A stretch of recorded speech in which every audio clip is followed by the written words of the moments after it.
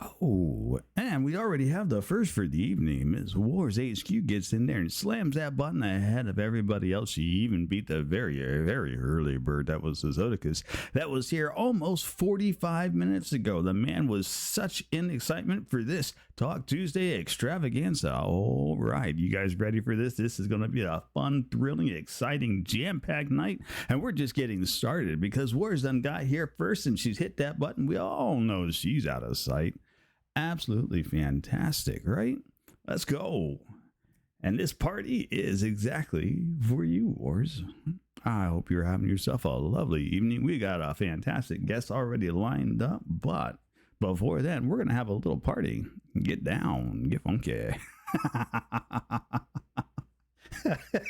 Yes, he snoozes, he loses, and tonight's index is the one, the only, the fabulous Wars HQ.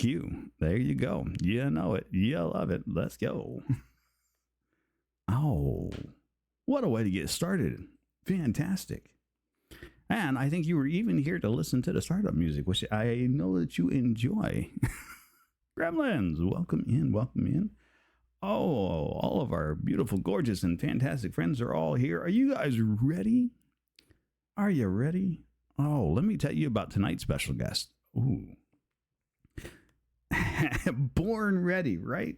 Good afternoon, good evening, good morning, and welcome. Tonight's special guest is an amazing little ass filled to the brim with style and glass. She's got a collection of hats so grand, it's a marvel and a wonder across the land. If you want to dive down deep below, Allie's got you covered with a squid chapeau. From her quick wit to her fast feet, she walks off every bridge and then hides for a week. She's always good for a survival game or a classic scare. From 3D games to dancing like Fred Astaire, this fantastic streamer does it all, including being on time and ready for a princess ball. Presenting to you tonight's extra special guest star is an Allosaurus. And before I even turn it on so she can start giggling and laughing at this, we have one other uniquely special thing just for her. This one's for you, Miss Allosaurus.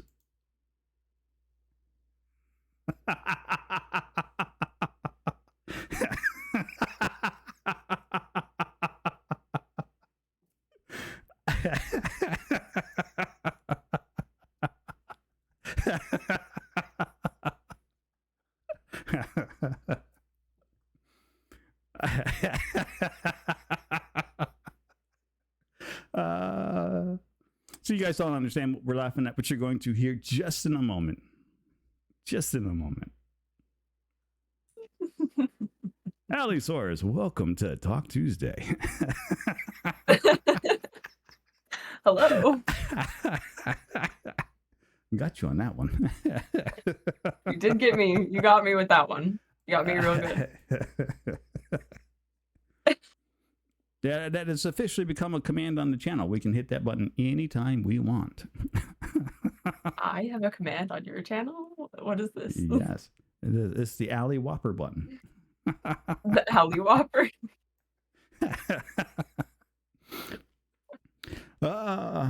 So, as we always do, rules of the road here on Talk Tuesday. We sit down, we're going to have a lovely little conversation. It's going to be about 3 hours long. We may run a little over. We may finish right on time. Just kind of depends on how things go. We will go down some rabbit holes. We will get lost in conversations. We will laugh hysterically an awful lot. I will laugh like a madman an awful lot. You might likely blush a few times, but that's all right. It's not a crime. Our lovely chat will ask all kinds of questions. I will ask follow-up questions. You are welcome to ask any questions you want. You are also welcome to deny any questions that we ask. So if somebody decides they want to ask your last 5 digits of your social security number, you can always tell them, and no, that's 1, 2, 3, 4, 5. Piss off, Soda. Soda. But yeah, so that's pretty much the extent of Talk Tuesdays. Are you ready? I'm ready and both not ready. Well, then, Miss Allosaurus, welcome to Talk Tuesday. We're ready, Papa. Hey, come. Oh, they're already here and gathered exactly for you and ready to go. Exclamation puzzle. If you want to do the puzzle with us, you're welcome to. That includes you, Allie, if you want to do the puzzle. You don't have to sit out here and be bored. You're welcome. I've had some people dive in and just start grabbing pieces and moving around, and we've had other people who decided not to do the puzzle. We'll see. It is absolutely fantastic. It is just fine. We'll see There is a preview button. You can see what the puzzle looks like ahead of time if you really want to cheat, or you can just wait and see if it gets discovered as the puzzle goes along. I tend not to open it up until the very last moment, just because it's more fun that way. Oh, and then we're getting raided by a Swifty squirrel. One of the few sound alerts that we actually have that goes off is our raids.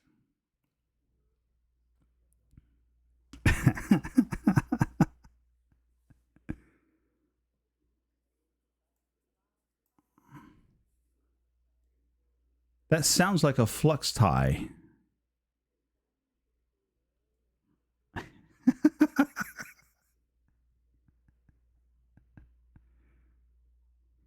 Oh, it's Negu.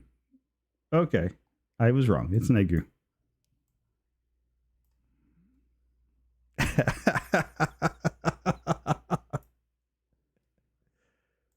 Lovely singing. Oh, it is, right?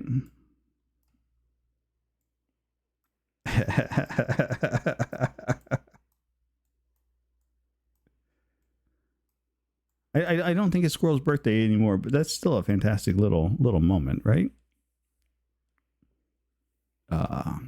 But yes. Hi, Brother Fjord. Squirrel gave you a new sound bite. I am almost afraid to even. What is this? Oh no. Yeah. I got to know what this is. Mm-hmm.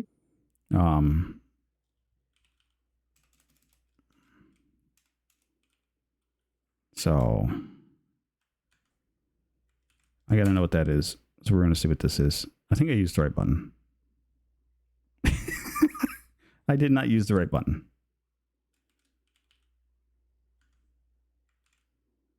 Oh no, that's definitely not the right one. Well, you're lucky. Apparently that command doesn't work right now. We'll have to follow that up with later. I think I may have actually turned those commands off for Talk Tuesday. So there is that. She's escaped this time. Why didn't that work?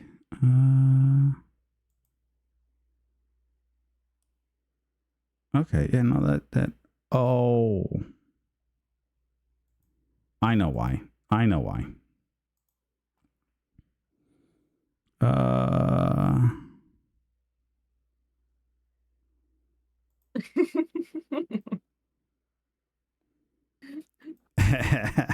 What? All right. Well, we're not going to spend too much time on that. So we do have traditions around here on Talk Tuesdays, the first of which is we ask you 2 starter questions. So, are you ready?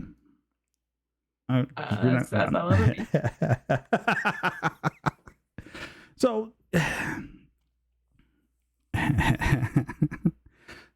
so where does the name Allosaurus come from? Like, where did you come up with that name? Why Allosaurus? Right? Yeah, it's kind of funny. It's actually was quite a long time ago. It was. Oh, goody! Long story. Yeah, it's a long-standing name. It's probably. I think it was when I first got like a PlayStation. I think it was PlayStation 3 actually. I was trying to look for a new name. I didn't want to use name like a previous name, and I was signing up for like PlayStation Network, and it was like Christmas, and I was with my brother, and he was like, "Oh, Allie, like, oh, there's a dinosaur," and like we were talking about, there's a dinosaur named Allosaurus, the Allosaurus. And we just kind of like mushed the 2 things together, Allie and Saurus. So it's an I actual see. dinosaur. It's from an actual dinosaur. That's fantastic. So you totally Jurassic Parked your name then. Basically, 100%.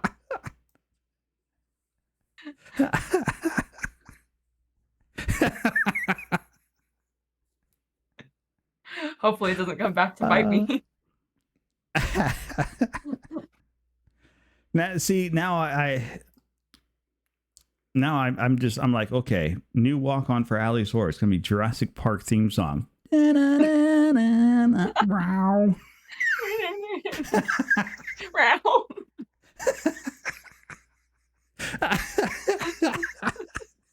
We've merged a new one today.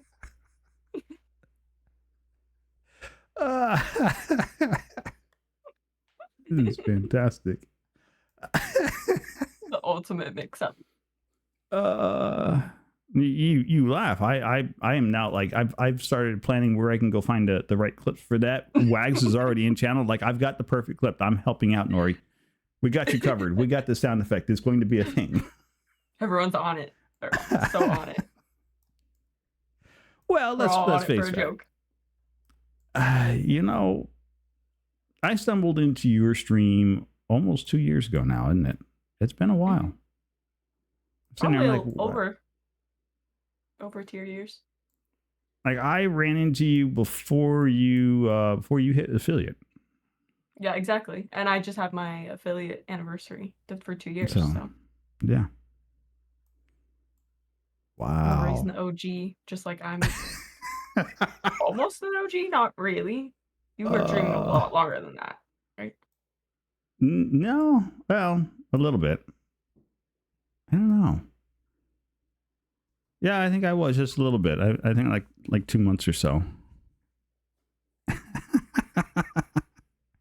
I was there I was there when she got raided and finally pushed over to her affiliate status. I remember that. That was a big raid came through by somebody. Mm-hmm. That was Rat Boy. Is that who it was? I don't remember. I think it was a while ago. I know that I remember you thinking that you were being bot hacked at one point. You were like, "Am I being botted?" I can't remember.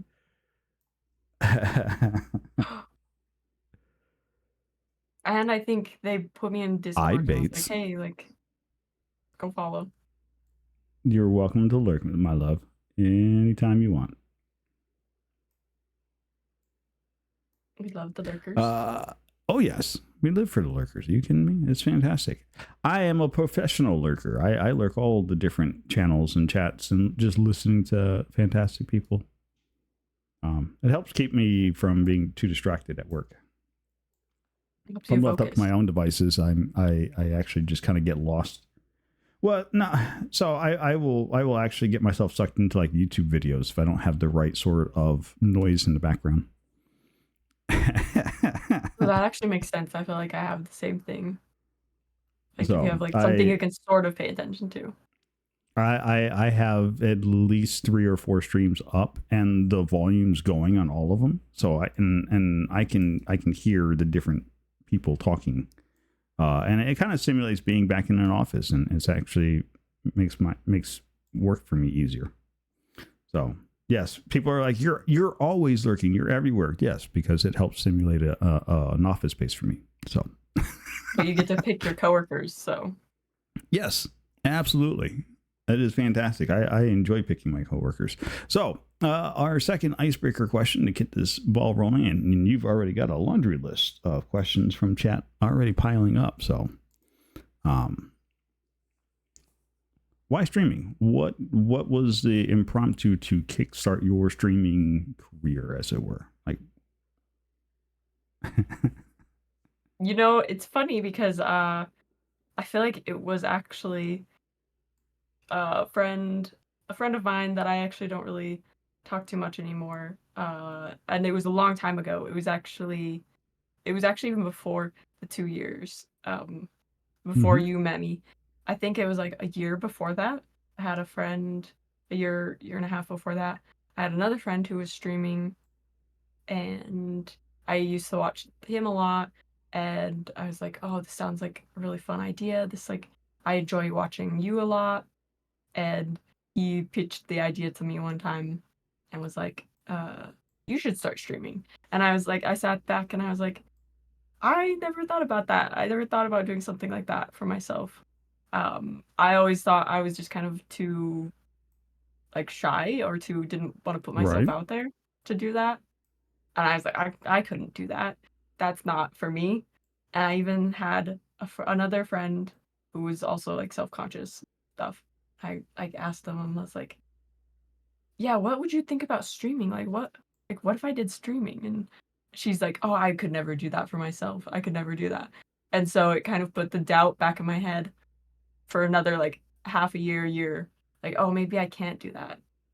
And then so it Right. wasn't a little bit more until you found me that I was like, wait, that's silly. I could totally do this. This looks way fun because I had been into even more people's chats and more people said like you should stream, you should stream.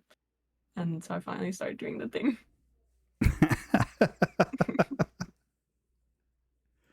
Well, I know when I showed up and started, I make the joke about the fact that you let some strange guy jump into your chat and start showing you what to do with red dust, red powder.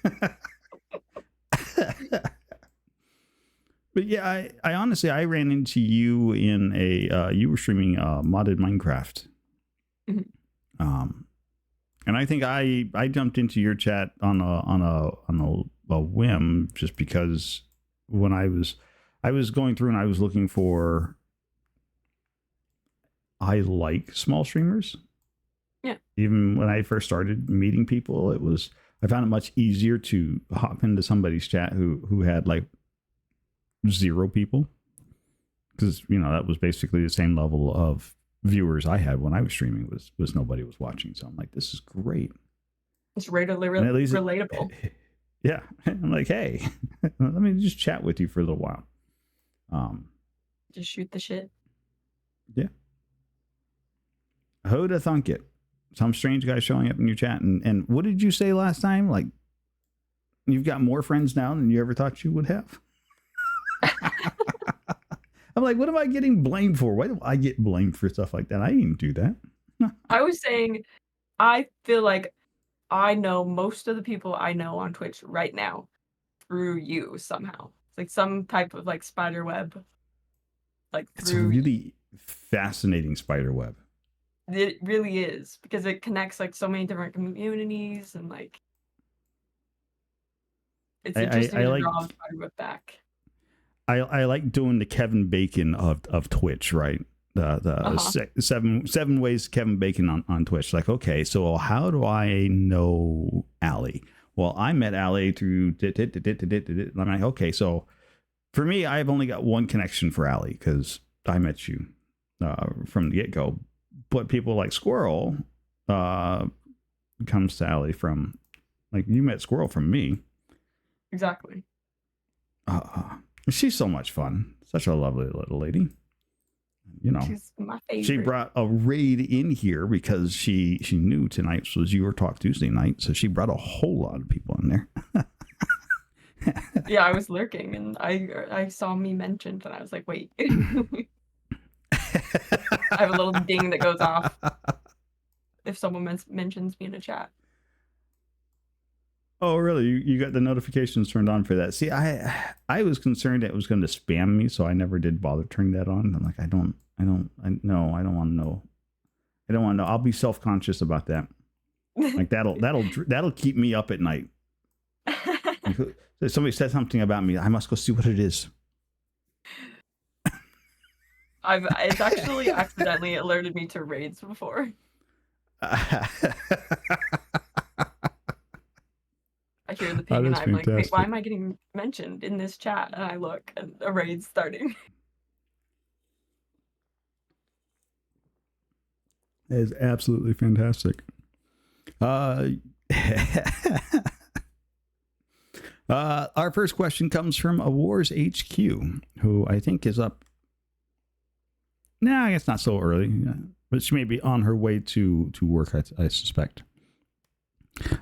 She has an icebreaker question. Have you become re-addicted to DDV or addicted? Yeah, spelling errors is fine. Oh, 100%.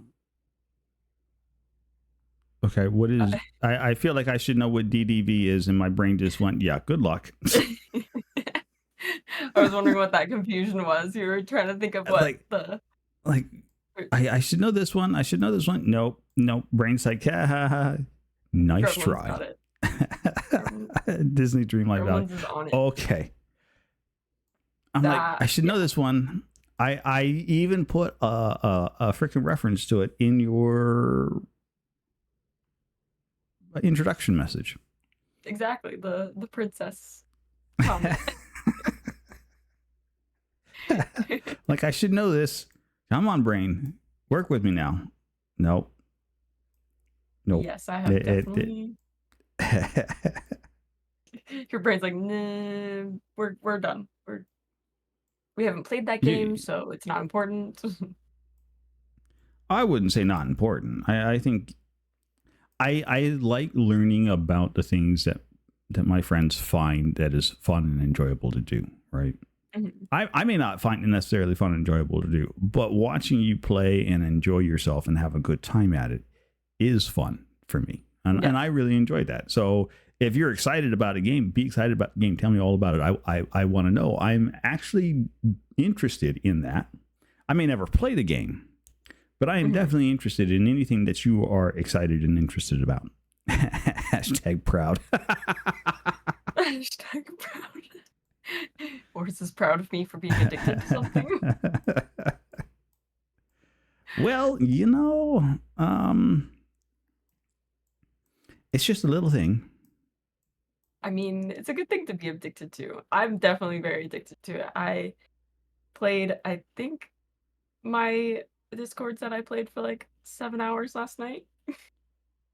Good Lord.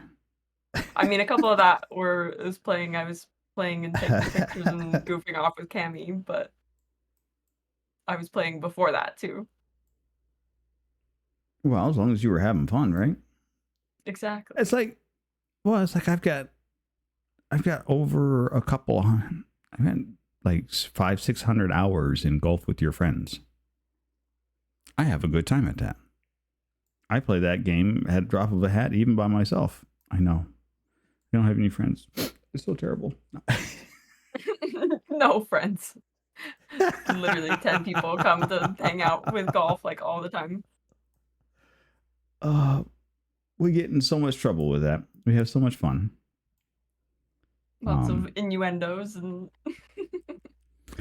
to be honest with you, the innuendos are actually a relative new thing to golf with your friends. Like we give each other a rash. Don't get me wrong. We poke fun at each other, give each other a hard time at it. But the innuendos really didn't start flying until usually it's Squirrel who starts it, because usually Squirrel's like, we're moving into after dark, den after dark. And as soon as you talk about den after dark, that's like the light switch, and everybody's brain just like, ooh, yes. Well, I'm happy to put that ball in that hole. You're like, wait, what? Hold on. Oh. Wait, I didn't ask for this, Swifty says.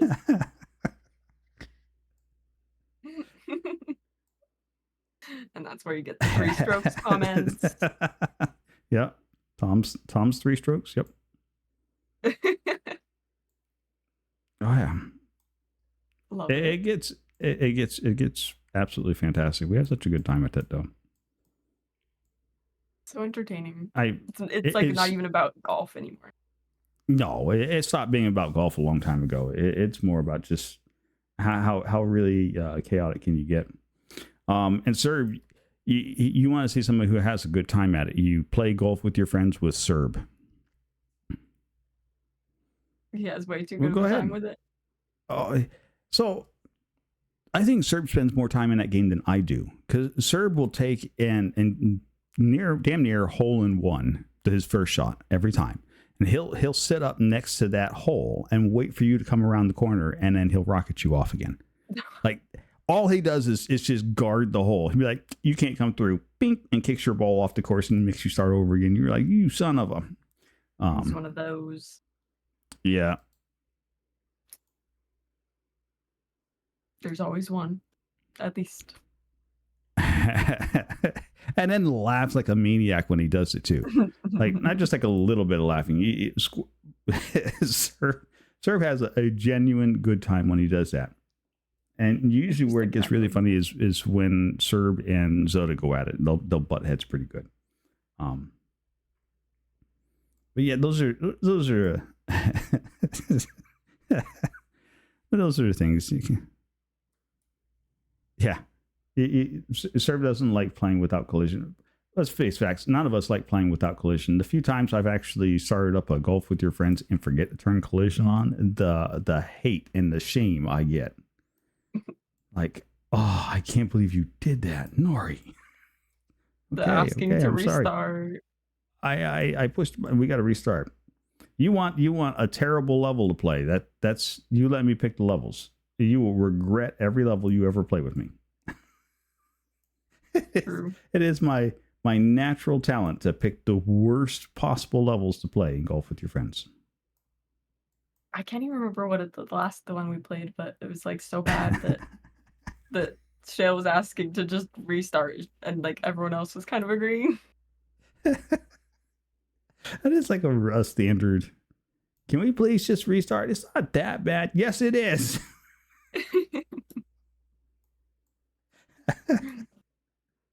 Exactly. It's fantastic. So you had a friend convince you to get started in streaming. Well, we are all more thankful that they did convince you to get started in streaming, because we have really enjoyed it. Yeah, Gremlins would like to start with something easy, she says, or they say, excuse me. And what is the favorite game? What is your favorite game you've streamed? My favorite game that I've streamed.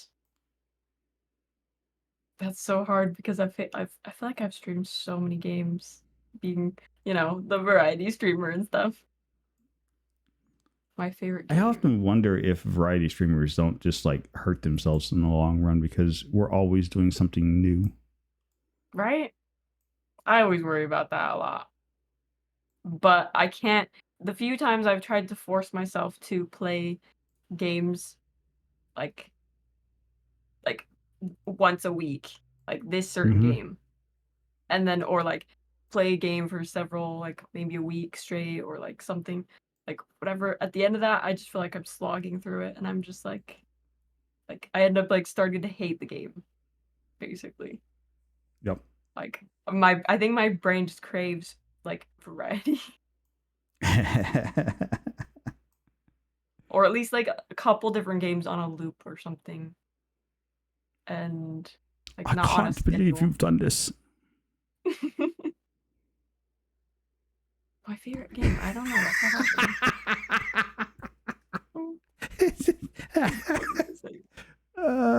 Squirrel. Nori's last. It's not that bad. 130 strokes later. What?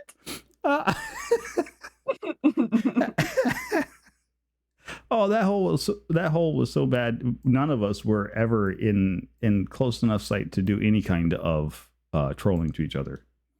It was bad. It was absolutely bad. 10 out of 10. I would absolutely do it again. But like not me looking at my list of like streamed games that like in my stream category. I have a stream category on my Steam, like games to stream or like games that might be good on stream. I'm that organized, I guess.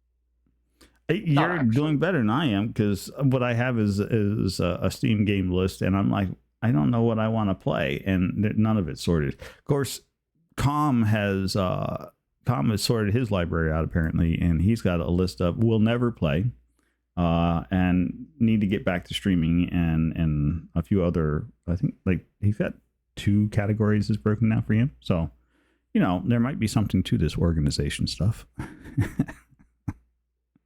Maybe. Possibly. I mean, I haven't updated this list also for months, I think, too. Is the problem. There you go. Done to play and fucking doubt it.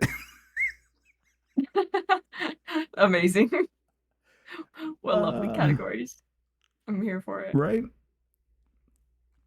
I feel like I hate that I'm like, I almost want to do a cop-out answer and be like, favorite game to play lately. You Or like, know, that's fair.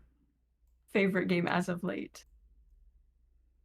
I feel like I have like two answers for that. Mm-hmm.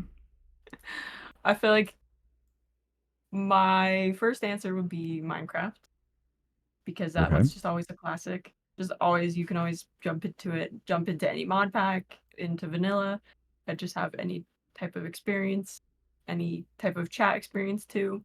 And it's Yep. what made me And just meet the community, right? uh-huh. So there's that of going for it. Lately, actually, Disney Dreamlight is one of the favorite things I've streamed because I just love the community, the Disney Dreamlight community, and all the friends and the people who love that game Right. and have a passion for it and come and join your world and like you just kind of goof off and take pictures and like you're not really playing the game anymore, but it's a new game basically. Now, is that game instance-based? That is to say, your world and somebody else's world is separate and never, unless you're invited in, do you two ever cross paths? Yeah, How you that have to game works? open it kind of like Animal Crossing. You get a code and people can Okay. come into your world, but there's only certain things that you can do in someone else's world. Basically, it's super limited, but it's I see. ripe for goofing off, basically. Shenanigans. Well, Exactly. sounds excellent. It's so fun. Okay, that's good. Yeah, my biggest issue is I look at my list of games and I go, ooh, I want to play that. And I'm like, oh, I should probably stream that. And then I go, well, let me go set it up and make certain that it'll stream okay. And then, you know, cue that 2 hours later. And I've almost beat the game. And I'm like, oh, but I was going to stream this so that everybody could see my initial reactions to all of this. Crap. Okay, well, that's going on the list of probably not going to stream anytime soon. Because now I have to wait for my brain to unremember the game and the mechanics and everything else about it so I can have that new player experience again. Yeah. Have it be fresh. Like, DTV shenanigans are the best shenanigans. I don't know. Minecraft antics in Valheim was a pretty good shenanigan bit. Mm-hmm. I would agree with that too. I do remember, I feel like one of the first times I really, well, no, one of the first times I started hanging out with Zoda more was on Minecraft. Hang on. Oh, We really? have, yes, Miss Bates blog is bringing in her crew from, they've been playing some BG3 and they're coming in. BG3, we love it. Yes. Right? Not like we weren't playing some BG3 over the weekend. Hello and welcome. Carmine. I'm like, that name's so hard to see. Welcome in. Bates blog, Carmine. Lovely to have you guys drop in. If you guys are new here, this is Talk Tuesday. This is a segment where we sit around, we do puzzles. So exclamation puzzle will get you a link to the puzzle that we're doing. You're welcome to come and do the puzzle with us. You can spend a single tech debt, is what we call those. And you can ask our guest star, who is Miss Allosaurus, that you see up there on the screen. You can ask her any question your heart desires. Whether or not she answers it, that's another question altogether. But we are here learning all about the fantastic and fabulous Allosaurus. her link should be, her name should be in the title, so you should be able to click on that and hit the follow button if you want, and you don't want to miss out on any of this as we continue to find out more about the inner workings of an Allosaurus. There's Zoda. He's awoken from his nap. Good morning, Zoda.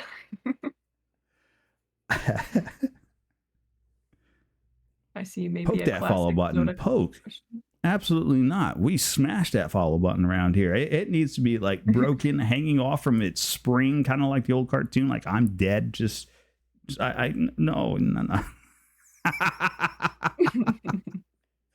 It's fine. It's fine. I am the digital engineer. I will fix the button.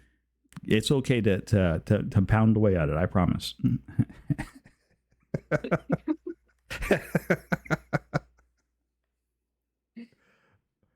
It's fine. Welcome in, Zoda. All right.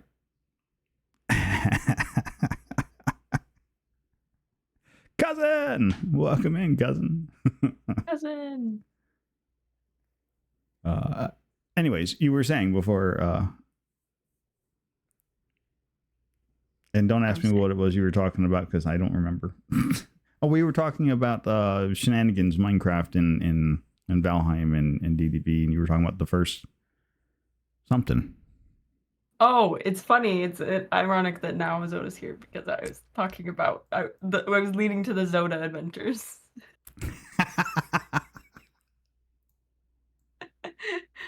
I was gonna say that I thought that my first Zoda adventure or adventures were in Valheim, but then I remembered no, it was actually Minecraft.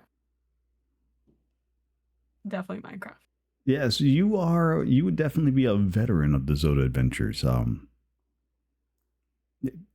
In fact, as far as I know, you do a regular Wednesday bit with Zoda and Dope Games. So you have a regular standing Zoda adventure every week. Have you been enjoying it? Have you been surviving?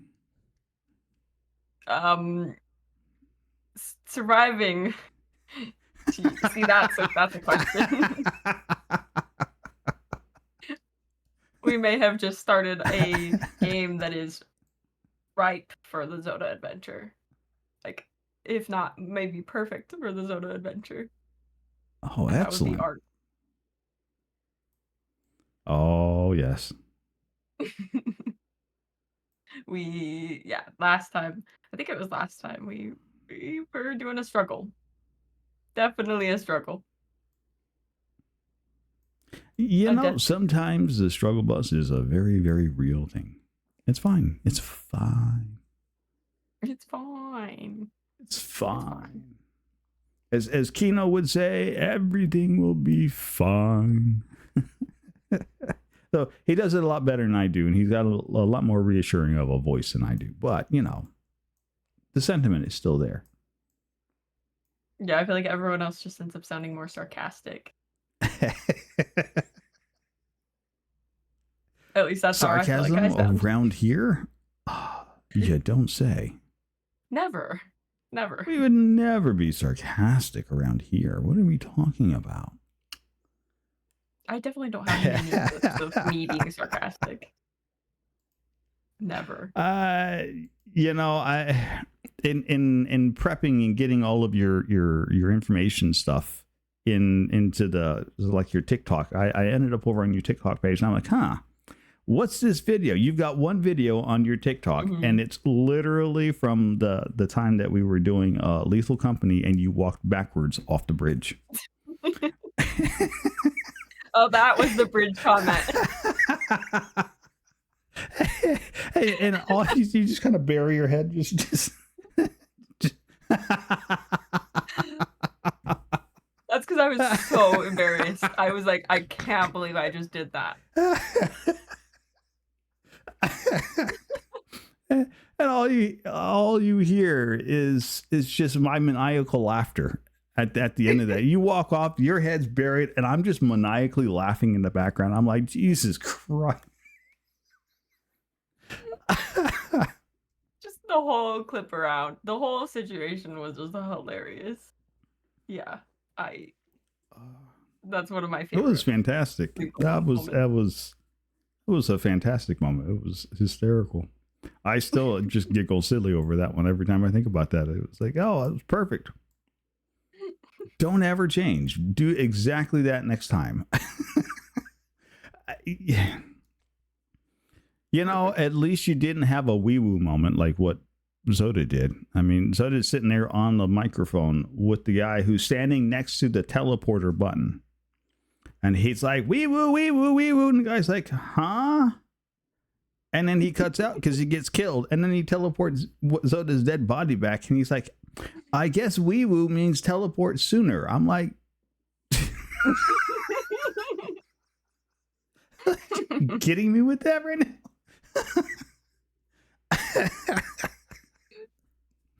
How would you not know?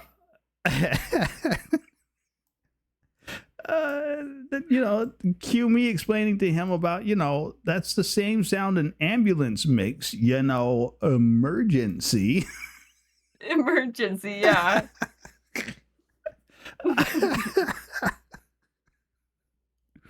It's fantastic. It's fine. It's just one of those things, right? Exactly. Mr. Waggleton would like to know, is your stream name connected to your real name? Probably a dumb question. No, not a dumb question. It's not a dumb but question. given that her name was smashed together.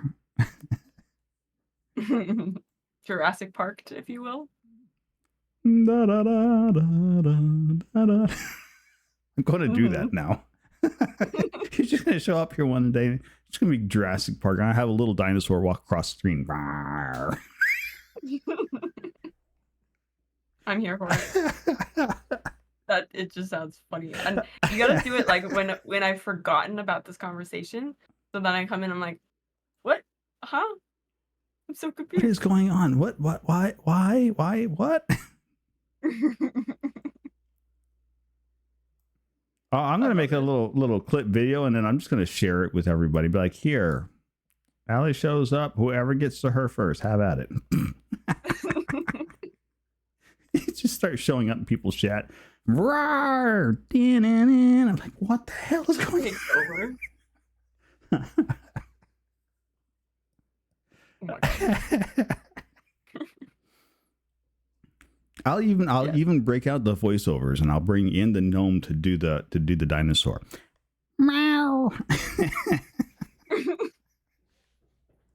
Just custom voiceovers, like, I love it. We're here for it. Yeah, right. Ooh, Gremlin says her sister can do an excellent raptor sound. Nice. Now you know who you have to hit up for that.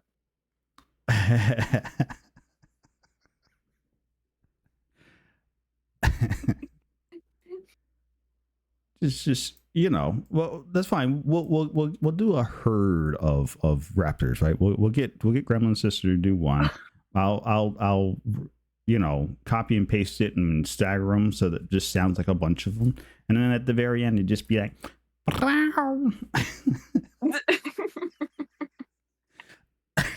Amazing. And just let that go. It'll be fine. It'll be good fun. Great little project. I have so many projects these days. I don't even know where to start on half of them. You just gotta go with whatever takes you, like whatever you feel most inspired to make, I guess. Well, that's the problem, right? I'm inspired to make all of them. I just don't have the time to make all of them. Then, yep, that's the problem. I feel that. I have a lot of stream things that I want to make that I just don't have the time or the knowledge, and then I would have to learn things to make them, and then. So, yeah. What would you say is your biggest hamper on doing new things then? Would it be time commitment? Is it lack of skill? Like, I would say lack of skill and lack of focus. Like, I definitely very much struggle with if I don't know how to do something, I can struggle through to a point, But if I have to start watching like a bunch of tutorials and like all this stuff, like my heart's just not in it. Tutorials? No. If I got to watch a tutorial, then you've overcomplicated the solution, sir, and I am no longer here. Exactly. It's got to be like a really good idea if I'm sitting through tutorials for it. Like a banger of Right? an idea. Yeah. Yeah. Well, so for me, it's got to be one of those. If I can't figure out how to do it with the tools available, then I honestly, I will take time out and sit down and write my own custom tool to do the job. hmm And at that point, I've definitely just invested a whole bunch of time in order to do something. It's Tonic. Welcome in. Hello. Welcome. Welcome, Tonic. Let's see. And Comnanos says, to piggyback on Gremlin's question, what is the least favorite game you've streamed so far? That one. That one might give me some hate. I'm Why does that one give you hate? That one's like a struggle between two different ones, and one of them would give me hate. It's a safe space. Don't worry about it. Your secret's safe here. We'll absolutely share this on YouTube, Twitch, Spotify, and I'm gonna get canceled. No. You're fine. Like you're fine. Mm-hmm. I feel like there's two, and it actually ties into the whole like beating my like kind of being a slog, because I've like tried and like power through them rather than taking a break. Just between me, you, and Nori, and everyone. Yep. One of them is actually, so I didn't hate the game itself, and I don't hate the game itself, but I didn't really enjoy streaming it, was Elden Ring. Okay. Well, that's fair. I mean, Elden Ring's not for everybody, right? Like, and it wasn't that Elden Ring. Enjoy the game itself. It's just I didn't enjoy the streaming of the game, and I didn't enjoy I was trying to do it like, that was when I was trying to sit there and actually be a little bit less of a chaotic variety streamer, and I was trying to do that with Elden Ring. Who said that?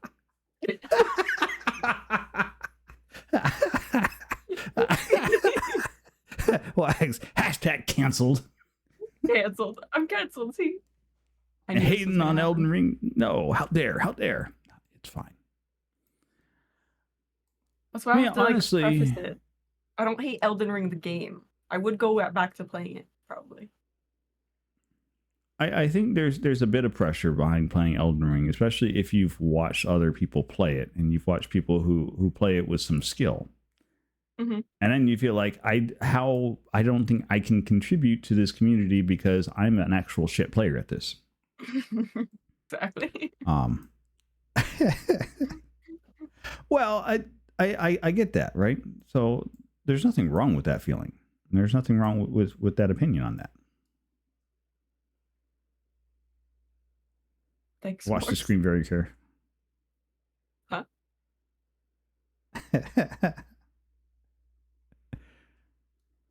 But there's nothing wrong with that. And I don't think you're going to get a lot of flack over that either.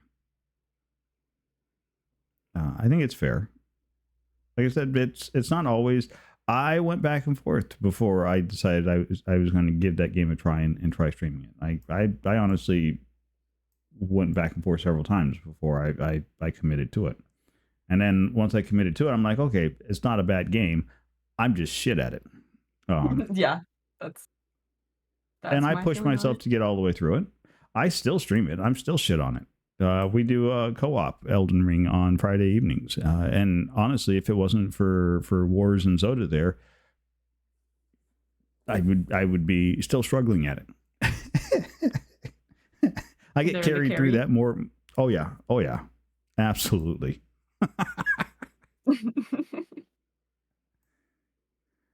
Have a good night, Wags. Good night, Wags. Have a good sleep. So what's the other one? So there's Elden Ring. What's the other one?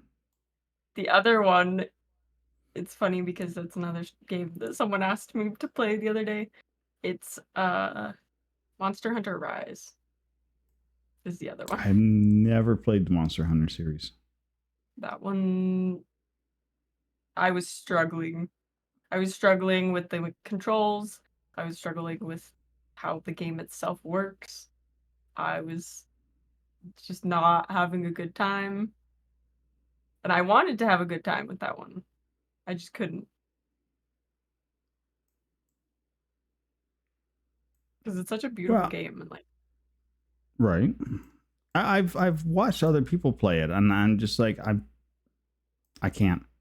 I'm like, I'm glad you were enjoying the game. I can't play it. The controls are I can't. Right? Well, like, maybe I could do it with more practice, but what is the name of that one? Now you got me pulling up my Steam Deck now. I'm like, let me go look at my library because that's where it's at. There was one game that I tried. I literally played for like, there it is, Dungeon Defenders. Dungeon Defenders 2 is actually the one I played. I literally turned it on, started playing it for like 30 minutes and went, no. I'm out. But I know people like Zoda who absolutely enjoy that game. They're like, oh, this is the best thing. And I'm like, I'm glad you enjoy. I cannot. I just can't. Dungeon Defenders? Yeah. I did. I gave it a shot and I played for like 30 minutes and I wanted to pull my hair out and I'm like, this is not fun. I'm not enjoying myself. There's no way.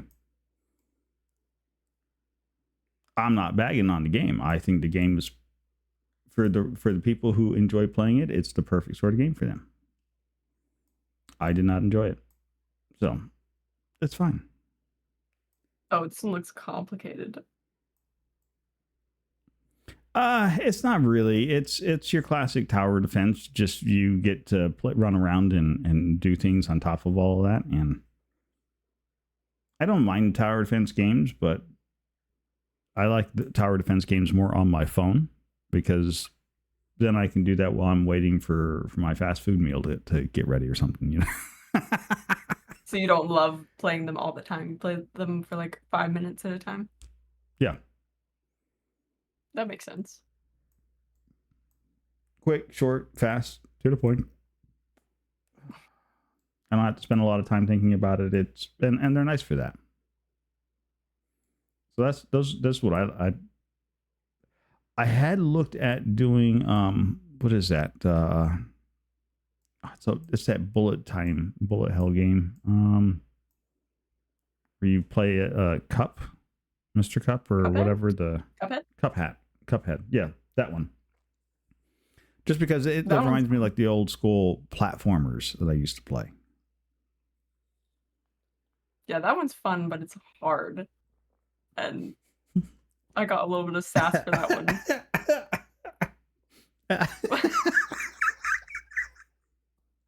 one. Wars PSA. Hang on a second. PSA. Except Maury. Satisfaction is 50% off on Epic right now. Go, hurry up. Get your game of Satisfactory today.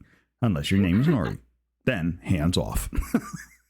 Wait, why are we excluding Nori? I'm not allowed to play that game. I am not allowed to play that game. It will overtake my entire life. Oh, okay.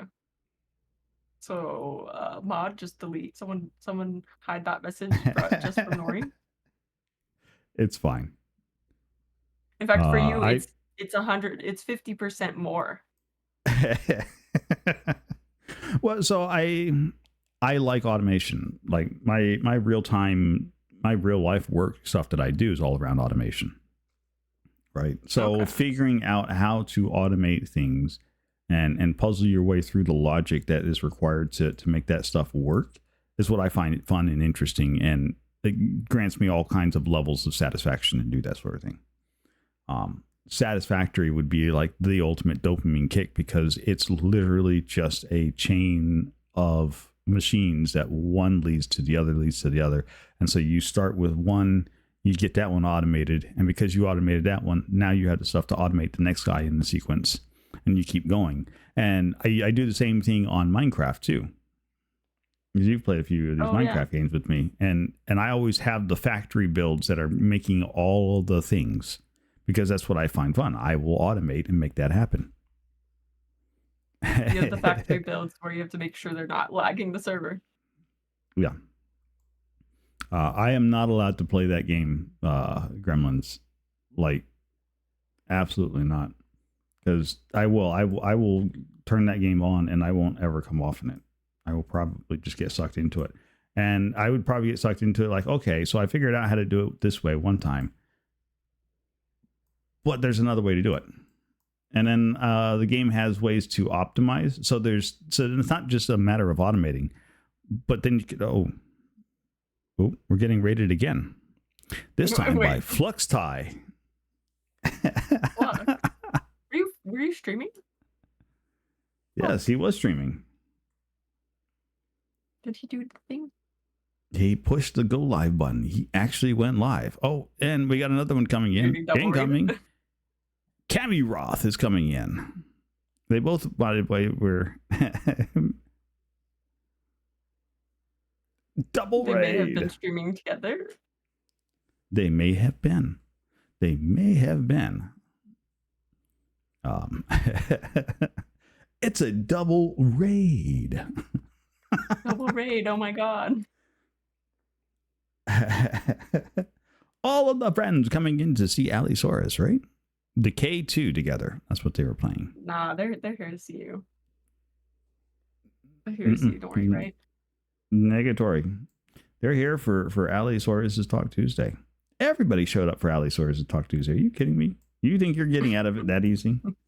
Now, it's fair to note that while you might blame me for introducing you to all these people, I would go out and I will go on record saying that it's your own charismatic self's fault for all of these amazing people jumping in here and showing up for this and wanting to take part of this with you. I may have done the introductions, but you kind of did most of the work all on your own. I mean, I guess that's fair enough. I can accept that. Haha! So you can stop blaming me.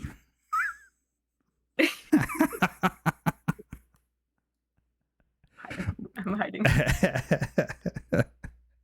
We are absolutely here for you. Let's see. Gremlins would like to know, can Allie make an Allosaurus cry? Like a dinosaur cry? Like wait. What was that question? Like, are we talking about like make an Allosaurus cry? Yes, like an actual dinosaur.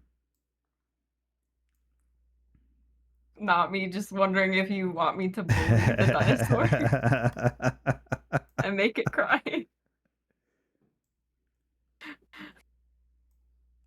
I don't know that I could make any sound effects. I'm not a sound effects person. Like, I can barely make a re sound effect. Do that again. I need to capture that one. Quick, somebody get ready.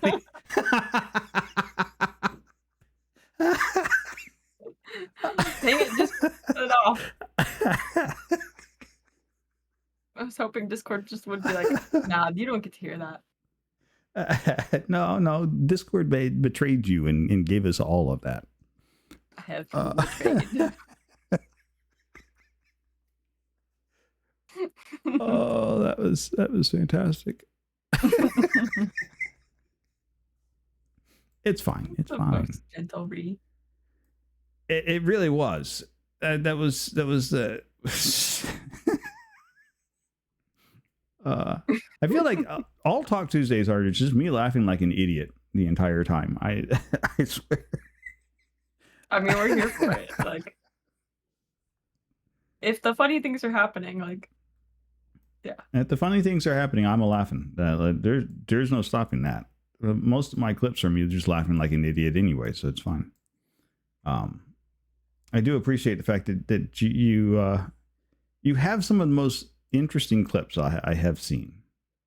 When people decide they're going to catch you on something, you set them up for some real winners. It's gotten to the point where I know when something's gonna get clipped. I'm like, I say something, and I'm like, yep, don't clip that. No, really, don't clip it. And then someone clips it anyway. You're like, son of a. Yeah, that just became a thing. Thank you. And then usually I'm pretty good sport about it. I don't go and delete them unless it's like something I really don't want to get clipped. Oh. Like something that's too far. We haven't really gotten any of those, really, though. Centalicious, thank you for the follow. Welcome to the network. You may regret it. Sometimes, Zoda's made that statement a couple of times. Don't clip that, and inevitably that ends up on the clip. I've got one. Literally, you can hear him as he's like, "Don't clip that," and I'm like, "Yeah, that's a little too late since we're listening to you now back in a clip over that." And it worked out for you. It alerts people to the funny, and also like it just dares them to clip it, basically. Oh yeah. I think in some regards, I think we almost ask for it when you make comments like "Don't clip that." Like you're actually just inviting somebody to do exactly that. Like, oh, please clip that for me. Please.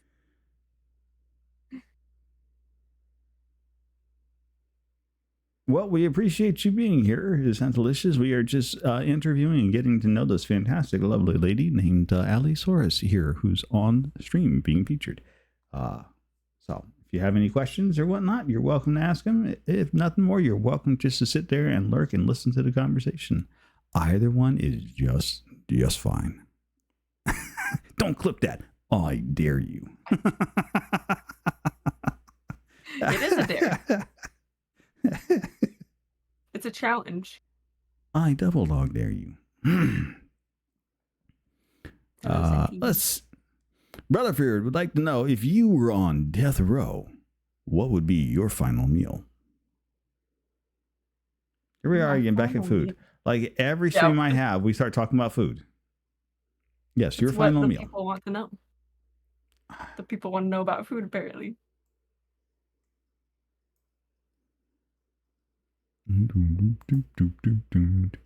Run Rig. Thank you for the 6 months subbed, my dude. Welcome back. Welcome in. Hello.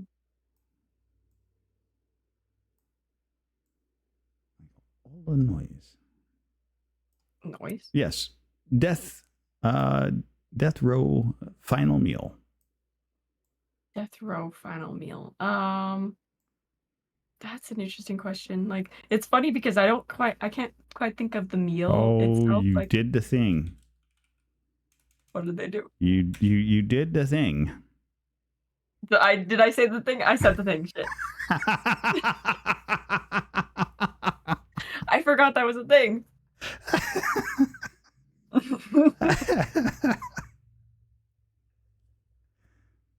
Bravo, Rutherford. You got her. How dare you? How dare him get me? And he doesn't even know who I am. And you're trolling me into saying the thing that you're not supposed to say. How could you? Just kidding. You got a tag question out of her. You scammed a tagger out of her. You really did. You got me good. It was the meal part. Like, I'm like, I don't know what like the favorite meal would be, but I could tell you in a heartbeat what the dessert would be of the meal. Well, start with dessert and then work your way backwards to the meal. Speaking of working with, are you a eat dessert first and then have dinner? No, definitely not. I do definitely eat dessert last, but also sometimes sometimes I don't have enough room for the food and the dessert. So if it's like a really nice place and I know they have dessert, a good dessert, I'll Mhm. eat like way, way before, and then I'll just have dessert there.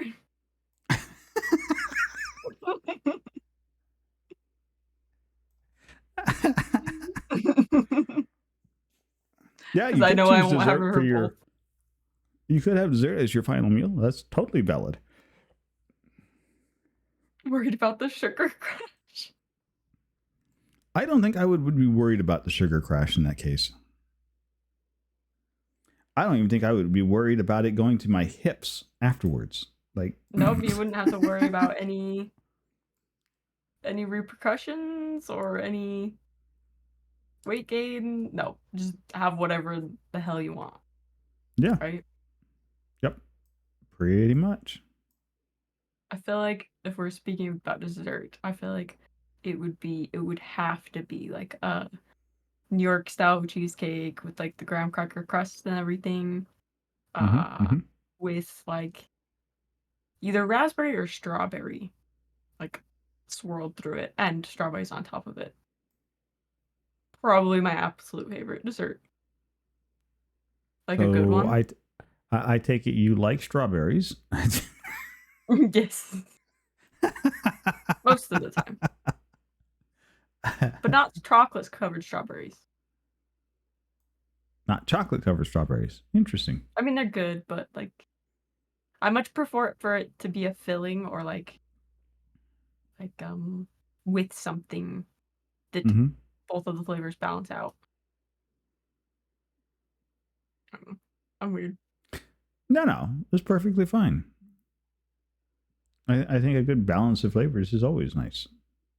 I am not a super sweet sort of person, so I get that. Yeah, I think in a chocolate covered strawberry, the strawberry is just too much. And the chocolate, I don't think it complements it as well as other things, like as well as cheesecake complements strawberry, for example. Well, cheese and strawberry already is a very much so a winning combination. Um, Exactly. I would almost say now I have had chocolate and strawberries, and I will tell you that regular milk chocolate and strawberries is just off because it's just sweet on top of sweet, and it's just too much. Um, but I would suggest getting like the extra dark chocolate and covering your strawberries with the extra dark chocolate because the extra dark chocolate is a bitter. And so the bitter from the chocolate and the sweet from the strawberry actually do balance each other out very nicely. That actually sounds like it might be good. It's It might change fantastic. my opinion. Not about cheesecake being the best, to be sure. No. I'm not here to try and change your opinion on cheesecake. I'm just Mhm. that's not what I'm here about. We're not here for Yes, that, though. Renwig, you can absolutely have too much sweetness. Yes, I agree. You definitely can. That is no. I grew up eating a lot of desserts. I yes, there is such a thing as too much sugar. There is definitely too much.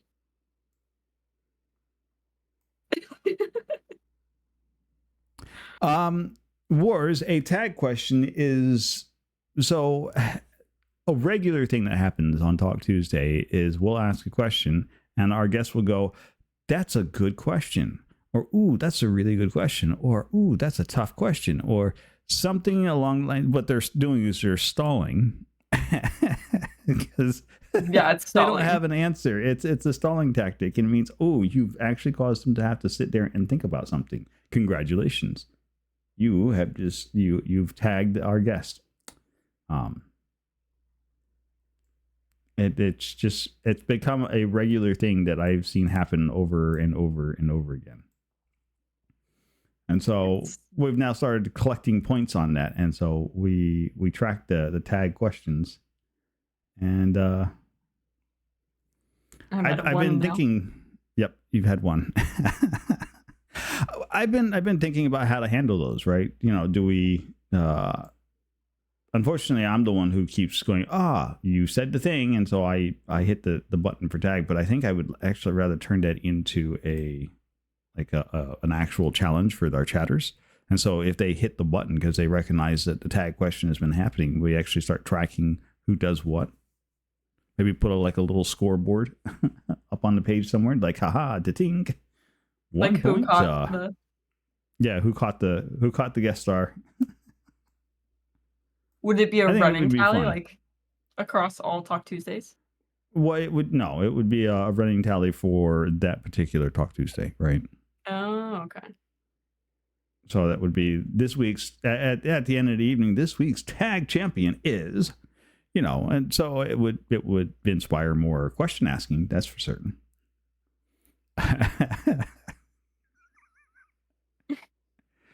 Everyone just be starting to think about very complicated questions. I'm glad that I've been on this one and not a Talk Tuesday from weeks from now.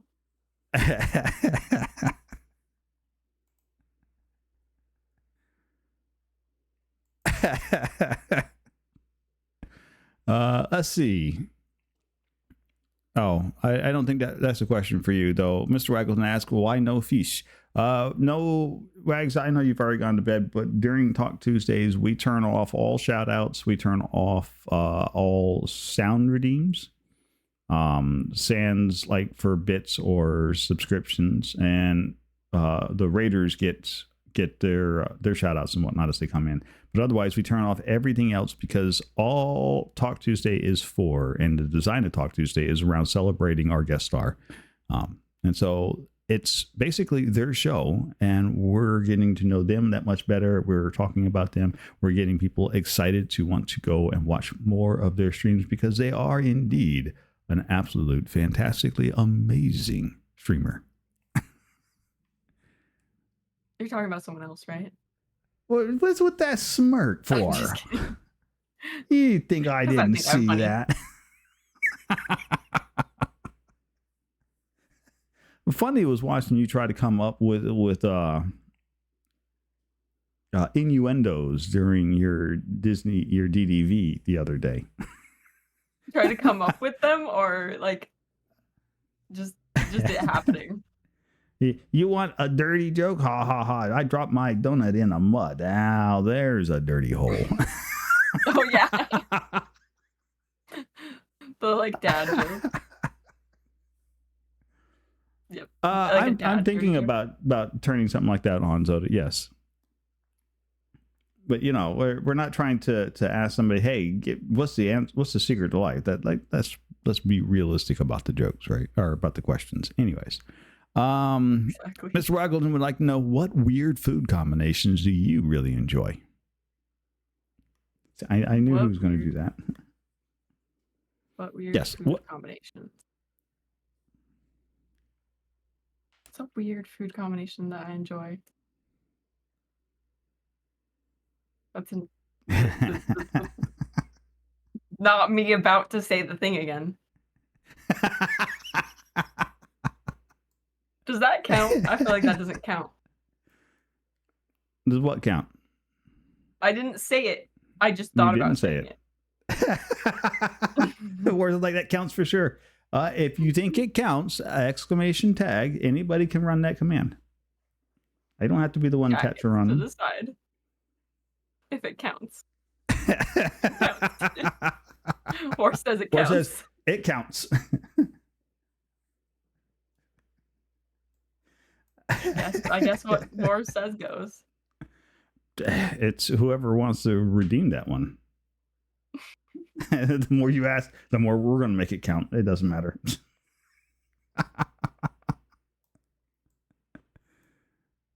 Weird food. Mm-hmm. The more does it count, the more it counts. Like, for example, I enjoy a peanut butter and jelly and cheese sandwich.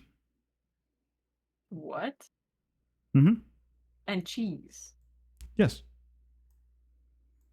Take Like strawberry, take peanut butter, strawberry jam, and you put a slice of cheddar right on top of that, and put it in between the sandwich and eat it. Yeah, it's really good. You don't taste the cheese. Like everybody's like, "Oh, that's disgusting." You literally can't taste the cheese. All you get can't is a very rich strawberry because that cheese brings out all of those good flavor profiles of the strawberry jam, read. and the peanut butter kind of goes away. And so it's just a very satisfying, chewy sandwich. It just tastes of strawberry, like no peanut butter flavor, no cheese flavor, just strawberry. Mm-hmm. Do like a Kraft single or like No. Good God, no. cheddar No, cheese? don't. No, actual cheddar cheese. Go get you a block of decent cheddar cheese, and yeah, eat it that way. Like if you can't stand peanut butter, I promise you won't taste the peanut butter. Like there's no peanut butter flavor at all in it. It's almost See, like the cheese covers up the peanut butter, and then the cheese itself gets covered up by the jam. It's like a layered like Mhm. what? How does that even work? It's weird, but it works, and I enjoy it. And it's one of those things. I suffer from low blood sugar an awful lot, so sometimes I need the protein to keep my sugar levels up. So there's a lot of protein in peanut butter. There's a lot of protein in cheese. There's a lot of sugar in jam, and there's sugar in the carbs of the bread. So between the bread and the jam, you get an instant pickup of your sugar levels, which is great. And then the protein in the peanut butter and the cheese helps sustain your blood sugar. So, Like a perfect combination. yeah, it works out really well. Most people will turn their nose up at that. It's like, oh my God, that's so disgusting. Don't talk to me about that. That would be a weird food combination. Like DEFCON's like, I like all of those things. Just I'm not so certain about that together. Maybe not. Yeah, like maybe separately. Like separately might be okay, but together maybe not so much. I have been on the losing side of low blood sugar headache enough times to know that it doesn't matter. It could be the worst thing in the world to eat, and I would still eat it if it got rid of my headache as fast as that does. So, there you go. It'd be worth it. Mm-hmm. So, I feel like weird food combination for you that comes to mind. I feel like people already know about this, and I thought it was just a Utah thing, but I feel like it's just kind of a Midwest. Well, now it's like global because Heinz has gotten into it, but I feel like it's the fry sauce, the Utah fry sauce, of where you mix the ketchup and the mayonnaise together, and you dip your fries in it. Yeah, they sort of do something similar to that over here on the East Coast. Sorry. Squirrel, we have a place called Freddy's just down the road, and they have a fry sauce, and their fry sauce is Thousand Island dressing and mayonnaise.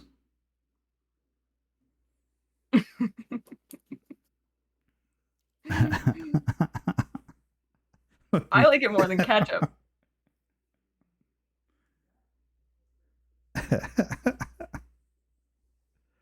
It's fine. So you like fry sauce? It's too sweet. Oh no, I don't eat ketchup. Ketchup's like literally sugar. Yeah, it's weird ketchup and mayo. It's weird ketchup. Why is it a weird ketchup and mayo?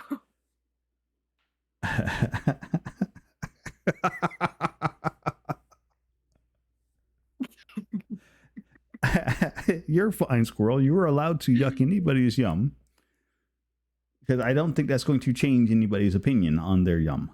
So it's true, and she has a strong opinion on it. If she's like oh, like I can't do it. I can't. No, don't ask me. I refuse. So it's fine. It's fine. Yo, Theo, welcome in. Theo. The nose knows, right? Right. So your weird food combination is just you just like eating fry sauce normally. Like, do you just scoop it in by the spoonfuls, or do you prefer it on something? Suddenly, I've got Hell this no. picture of you just like this bottle of fry sauce. You're just like, yep, time for a snack. Glub glub glub. Just drink it down, Just- yeah. That's a protein shake.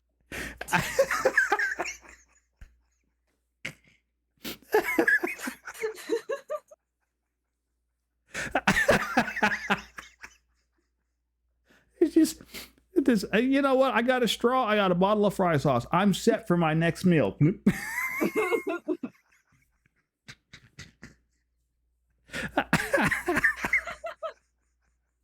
And suddenly everyone's wondering why I'm not like 800 pounds.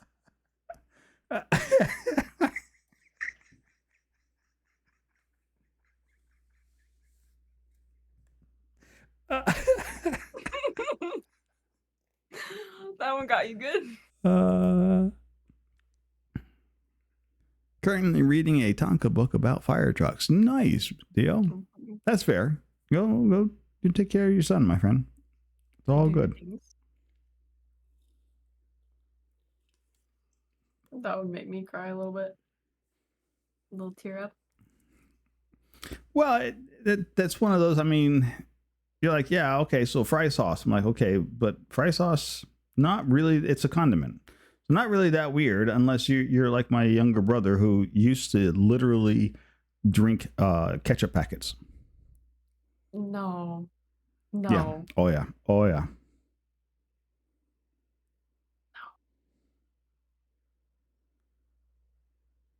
That's Fries can't with the do that. milkshake. You know, I know people who eat fries, dip their fries in their Wendy's shake. What are those? Frosties? Yeah, Frosties. Yeah, Frosty.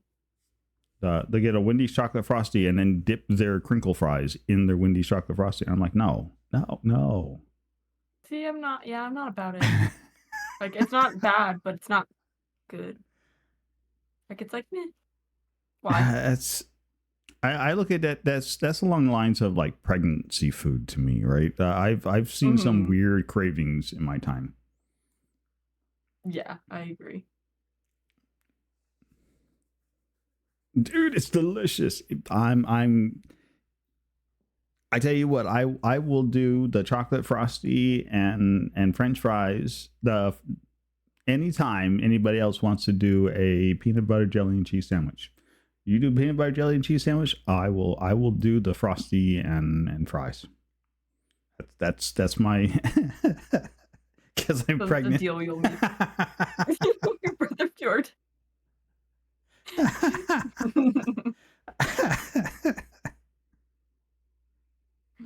Oh, when are you due? Cashew butter.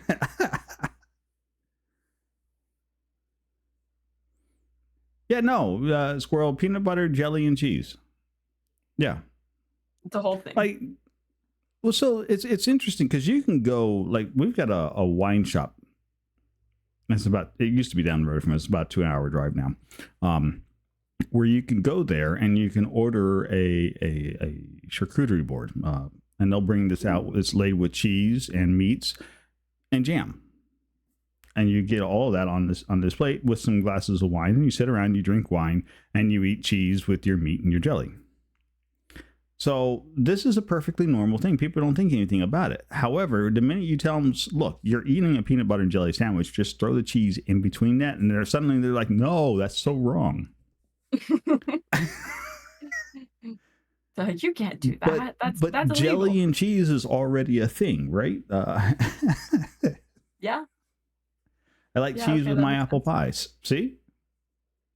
I actually was like, so Shale makes a sour cream apple pie. And I'm like, I am not a big fan of sour cream. It's really good stuff. Yeah, it's a sour cream apple pie. Right? So you never know what flavor you're going to get and where it's going to take you until you sit down and actually try it. So yeah, I do this thing where I'm like, yeah, all right, push come to shove, I will absolutely try anything before I dog it. Yeah. I may still dog it in the meantime, but I will at least give it a fair shake and I will try it. And then dog it later. Because you gotta think it's people like it for a reason. It is, depending on the cheese, brain chick. I would not suggest a stinky cheese in your peanut butter and jelly sandwich. Ooh, That sounds gross. But if you match the cheese with the jelly, all you do is you just bring out the flavor profile of the jelly. That's literally all you do is, and the jelly just ends up overpowering everything else in the sandwich. So it just becomes you're just eating a sandwich that is that jelly. That's it. It's weird. It's interesting. But yes. So you and fry sauce. Mostly just if fries in it. Sometimes I actually like chicken nuggets in it or something, like, rather than any type of barbecue sauce or anything. I'll just dip everything in the fry sauce. Here's my weird food combination, the most normal thing on the planet. Okay. Yeah. No, it's the fry sauce that's the weird thing. The dipping sauce is the only weird thing. Yeah, it's fine. It's fine. That's fantastic. Rutherford would like to know, have you ever had a moment of secondhand embarrassment from a game on stream? And what game was it? A moment of secondhand embarrassment on stream. Like from the game? Yeah, from a game you're playing that's giving you secondhand embarrassment. You're like, oh, I feel, no. You just feel embarrassed for the character? For the character. Oh, see, that's a hard question because I don't know that I play that many story-rich games. So I'm trying to think of the last story-rich game that I played.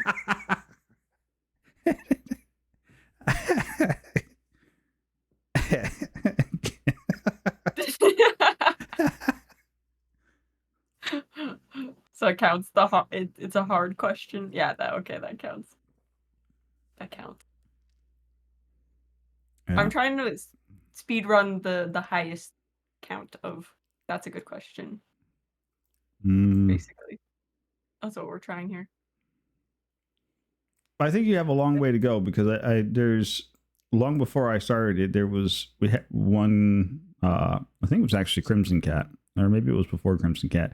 There was a guest on here. Every single question that was asked, oh, that's a good question. Oh, that's a good question. Which is, was that your inspiration for making the? Yep, that's exactly where that came from. How do they feel about spawning the meme?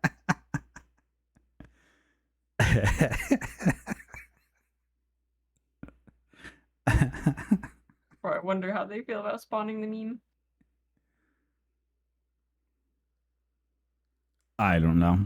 I don't even think that they even know that they spawned it, to be fair.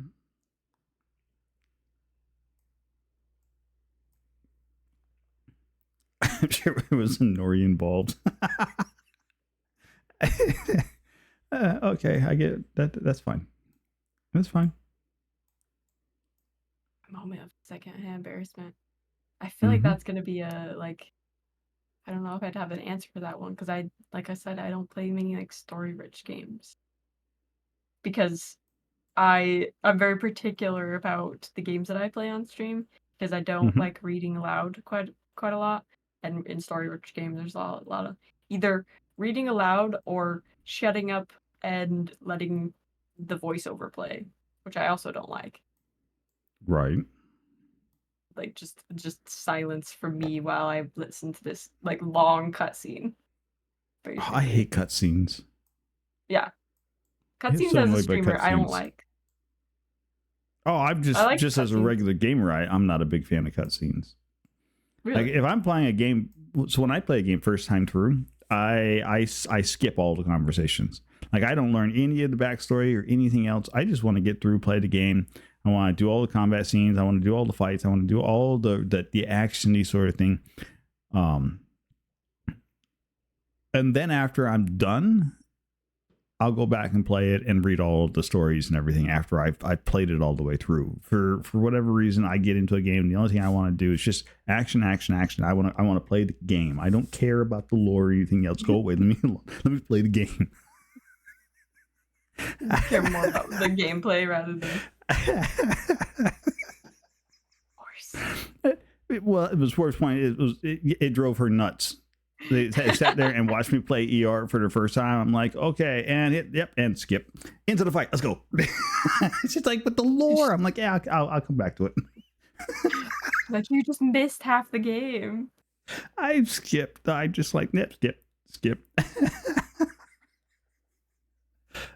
Exactly. I did. I blitzed past the stores. Yeah. I did. I blitzed past like the story and the lore. I'm like, that's nice. You got a lovely. I don't care. Blip, and just skipped right through it. And I can hear. I literally was hearing Wars just grimace. She would tune in. She'd be like, "No, you just skipped that." That's such a good story. So when we went back and played it, we started playing. We did. Me and Worst did a co-op through there. She makes me sit through all the cutscenes. She won't let me skip them. She's like, we're gonna watch. I'm like, we're watching the cut. We're watching the cut. Okay, I guess we're watching the cutscene. It's just like how on your last stream where she's wanting to press the button to go up on the elevator, and you're sitting there wanting to press the button on the skip cutscene. She's like, no, leave it. Right? It's fine. It's fine. So not really much in the way of secondhand embarrassment then for you. Yeah, no, I don't think so. I can't think of even the last Story Rich game that I played. No, that's fair. Yeah, I'm sorry, that's kind of a dud of a question. Because I just don't like playing those type of games usually. Well, but I mean, there's nothing wrong with that. If you don't find enjoyment in playing the game, like I'm a big fan of, if you're not enjoying the game, don't play it, right? Mm-hmm. So if you're not finding enjoyment in it, you probably shouldn't be playing that game.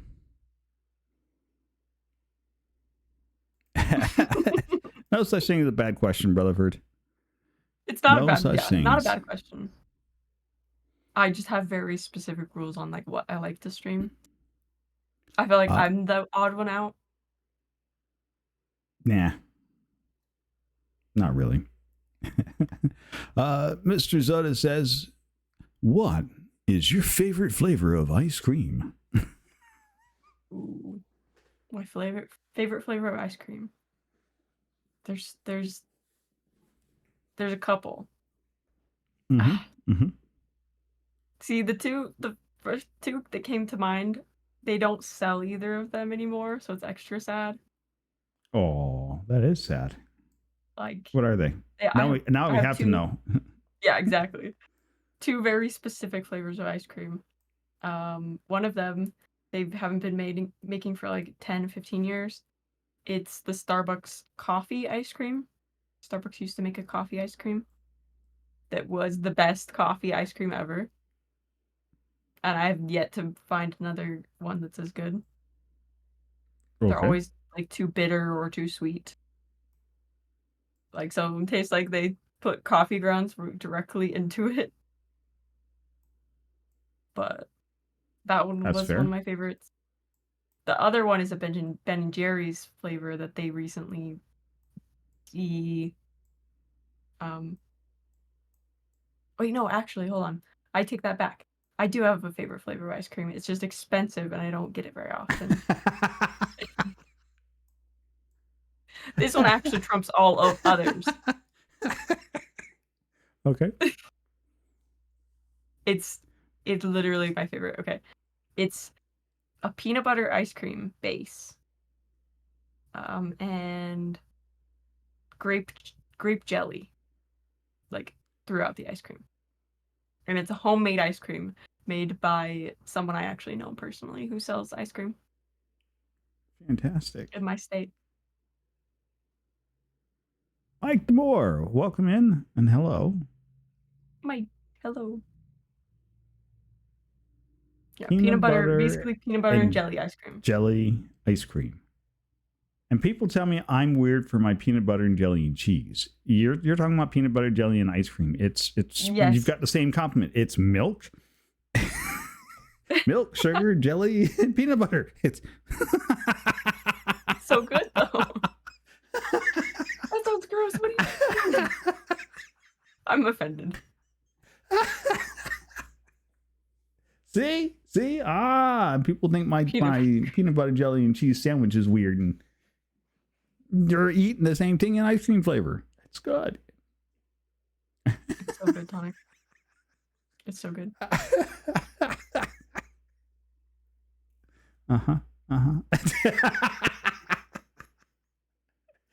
I'm just. There you go. There's your weird food combination. Apparently, your peanut butter, jelly, and ice cream is the weird. How is that weird? All right, go back up to the previous question. All right, I guess my combination is peanut butter and jelly ice cream. Yeah. Who cares about the fry sauce now? Huh? Yeah, we got peanut butter and jelly ice cream. Listen, if you guys tried this ice cream, you would get it. You would understand. It's like $10, $11 for a little a pint, but it's worth it. That's fantastic. All right. What I heard is we're putting together a GoFundMe to buy her a lifetime supply of this ice cream, so nobody else has to eat it. Apparently, so nobody has to eat it. We just buy it and give it all to her. Here you go, have at it. I will make everyone try it. Take care, love and fury. Have yourself a wonderful rest of your evening. Thank you for dropping by. It's always a pleasure to have you in and around, my friend. Oh, much love.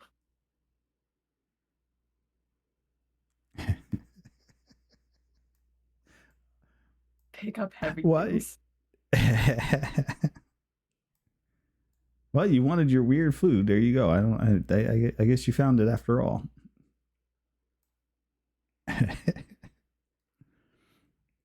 That's fantastic. I can't say I expected that.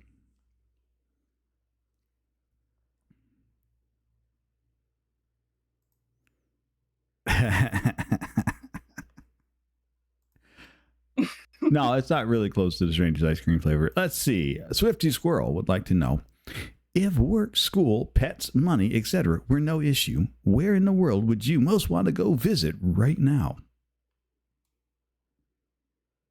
Right now. Right now. Disneyland.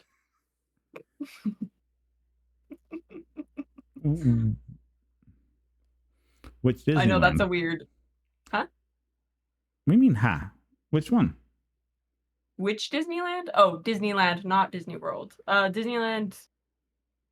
Well, I feel like that's such a simple answer because, I feel like it's very much intuitive.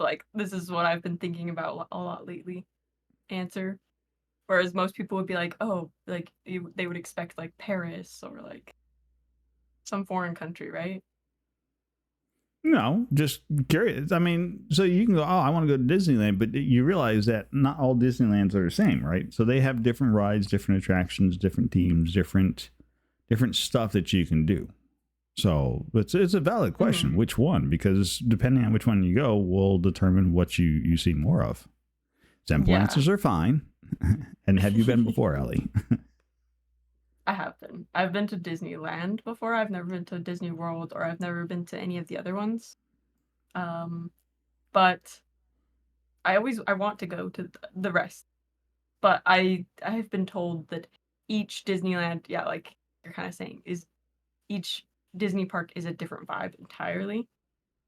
And yeah, they like, yeah, Tokyo, Disneyland Tokyo is, I think they're run by a completely different country, and it's more of a, Mm-hmm. the vibe of Tokyo in Japan. It's like more Yep. tailored to that than the American experience. Yeah, they are radically different places. Hmm. Yeah, so I would say the one in California because I haven't been there probably 5 or 6 years, and it's probably one of my favorite places that I've ever been. Now, would you say it really truly is a magical place? Yes. I would say that. I I think it's like all the nostalgia around like Disney, and like I went with some like really great friends like quite a few times, and it's it's an experience. And I'm not one to have to go for like Really expensive the rides alternatives. that are like, yeah, just, oh yeah, expensive. It's expensive. But we have a theme park here that's expensive, almost as expensive as Disneyland, but it's like kind of I think run down. theme parks, just in general, are just meant to be expensive. Like they're Mhm. designed to just suck the money out of the your visitors. Oh yeah, Um, like you're not going there to have a cheap Sunday afternoon. Like, no,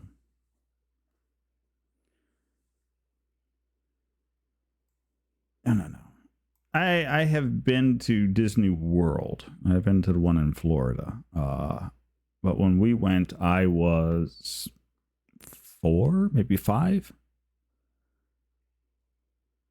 so quite, yeah, quite young. So it's like you maybe even barely remember it. I have no memories of it whatsoever. It was such a long time ago. Like it doesn't even register.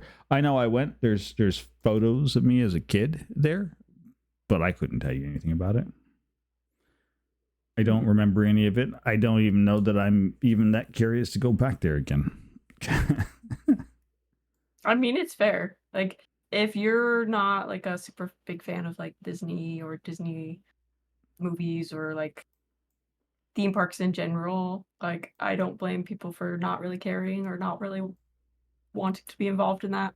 I just like, one of my favorite things about Disneyland is that it's like the world building. Like it's built and designed to, you're in Disneyland. They even go so far as to disguise like normal uh normal features of like the world to look Hmm. Disney-esque, or like to kind of keep you in, I don't know, in the world of Disneyland.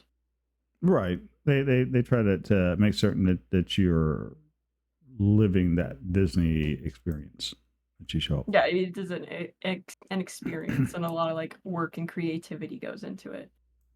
Right. Like I don't think I care as much about, I'm not one to care about the rides like thrill seeking rides, like oh the biggest roller coaster or like the fastest roller coaster or anything. Yeah, I'm not a big coaster fan. In fact, believe it or not, I actually have a very healthy fear of heights. Um, so I typically avoid roller coasters. Yeah, see, that's fair. I think, yeah, roller coasters could definitely be very spooky, and Well, like, and so I spent nearly 10 years as a paramedic on the back of the ambulance, and I have seen car accidents and train wrecks. mm, And I've seen what that does to the human body. And I have been on, like, I think a grand total of 3 roller coasters in my entire life. And I have a fairly good, healthy understanding of what exactly will happen to you on one of those things. No. Just not into it. No. Just miss you. Nope. Miss you with that shit. Yeah, all right. I'll pass. Have fun. Mm-hmm. I feel like Miracle Max. Have fun storming the castle. That's a good reference. I'll be here when you get back.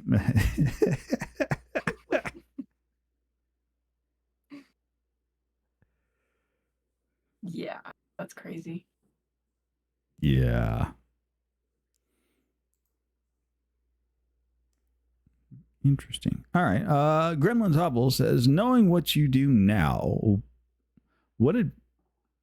Hey, that's my question for the end of the stream. I was going to say, I think I saw that one come through.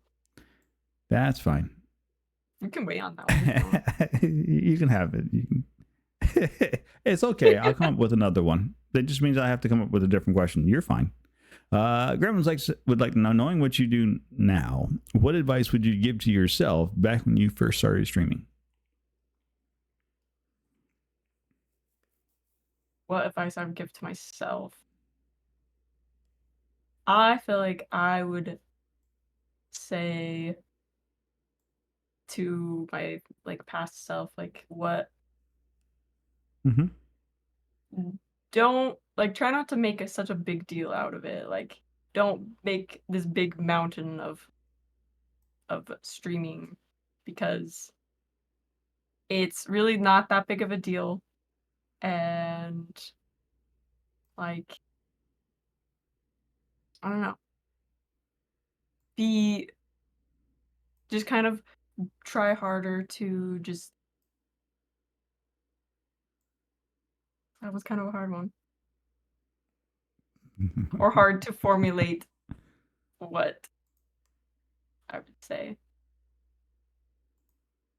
Yeah, I would just say worry less about what kind of games you're going to play, or what kind of interactions you're going to have with people, because it's going to be different. Every stream is going to be different, and you can't plan for stuff, and you can't kind of just got to let go with the flow. And if you make it out to be much bigger than it is, that just kind of diminishes your chances of doing the thing. So I think I would just say be more gentle and more, just build things up less and go with the flow more. I feel like it would be parts of my advice. Nice. Not overcomplicate things. Well, it's good sound advice, right? Don't make it harder. Mm-hmm. Don't make it harder than it needs to be. There's already enough hard things that we have to deal with. Don't add to it, right? Exactly. It's supposed to be a thing that's fun, not big and scary. Exactly, right? I think people tend to look at streaming though, and they taking those first steps is hard, because when you take those first steps, you kind of put yourself out there, right? Streaming is literally that. You put yourself out into a public space, where you have to deal with the fact that you can be, and in most cases are, judged on things you say, how you do, how you behave, how you act. And so it can be hard for people that are really self-conscious about things like that, where it's I don't really want to be judged. I want to be me, and I just want people to accept me for me. But I mean, ultimately, in order to be you and be accepted for you, you do kind of have to put yourself out there a little bit, not a lot, but a little bit. And that can be daunting and scaring.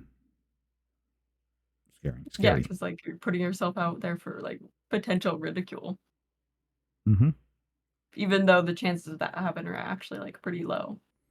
It's very slim. For the most part, you will generally meet a lot of really fantastic people, and you'll make a lot of really good, solid, fantastic connections. Hmm. And occasionally, You'll meet people who do the really, really weird things, and then it's like, oh my God, what is wrong with you?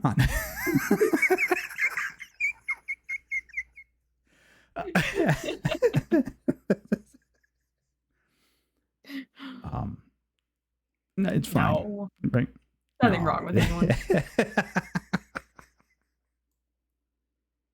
Or there's something wrong with all of us for enjoying it together. I think it's nice because you by putting yourself out there and meeting new people, you make new connections that you otherwise wouldn't have. Exactly. And you never know where those connections and those new friends you make, where that's going to take you and what impact it's going to have on your life.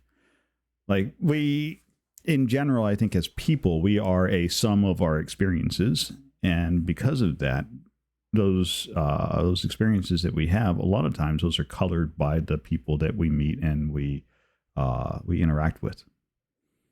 And so a little bit of who you are is a culmination of everybody that you've met thus far, and you enjoy spending time with. I 100% agree with that. Yeah. It's like I think there's a quote that's like, you're the sum of the 5 to 8 people you spend the most time with or something. Mm-hmm. Well, I like to think that everybody's a sum of everybody that they've ever met. Like a lot of our decisions that we make are based on experiences, and a lot of those experiences may actually be colored by somebody else's experience because they've told you a story about a thing, and you're like, oh, I remember this because so and so said this is the thing that happened to them, and this is what they did to resolve that, and so I should do the same thing because it'll make life easier for me. It's a thing. Even if it just ends up making it harder, because maybe the person's view was not correct. You're not wrong about that. Not wrong about that. And you're like, oh, whoops. Says the man who doesn't watch tutorials. No, I don't watch tutorials. I don't even watch the cutscenes either. He just wants to get right into the action. Damn straight. Okay, let's be fair too. The first time I watched a movie, depending on the movie, I don't watch a lot of movies with other people, and I don't go to theaters to watch movies because I watch my movies the same way I play my video games, and that is I will fast forward through the boring bits of just next. Oh no. Yep. No watch parties with Nori. Got it.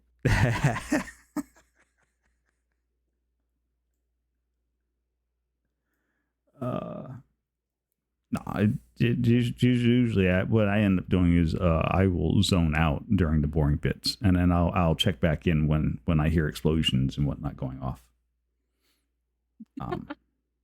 We don't have movie nights in the den because nobody's ever suggested or asked for that, and basically the den is comprised of a lot of really super fantastic streamers who all have their own Discords, and within those Discord communities, they do movie nights as well. So while the den itself does not do movie nights, there is generally a movie night occurring anywhere within the den community.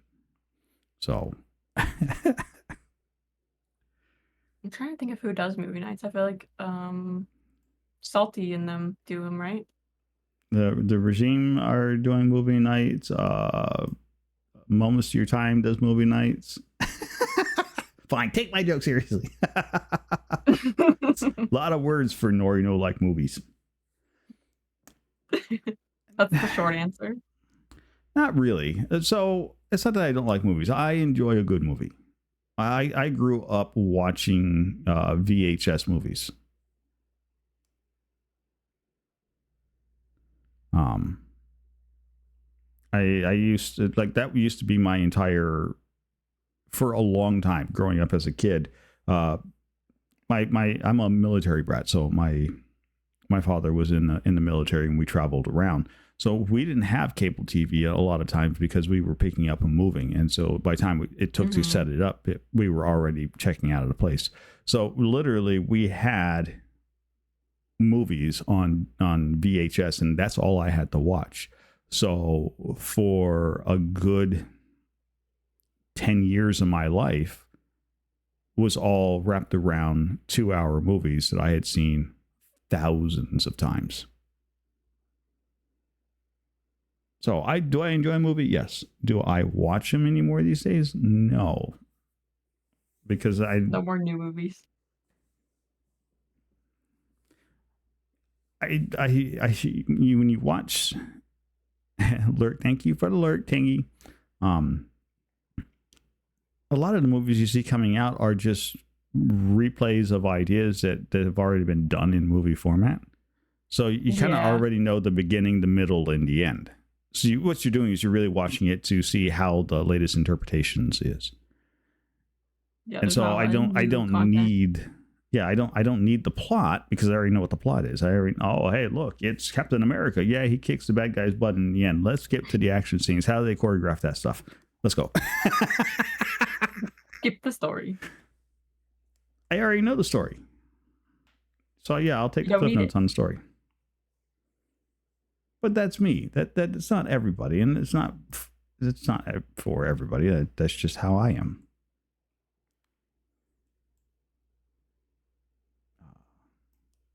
This puzzle's going along fast. It's going along. I think we might finish it up before the end of the show. Let's see. Miss Ika Goose says, besides Jaffa cakes, what are your favorite sweets? Besides Jaffa cakes, Shanta.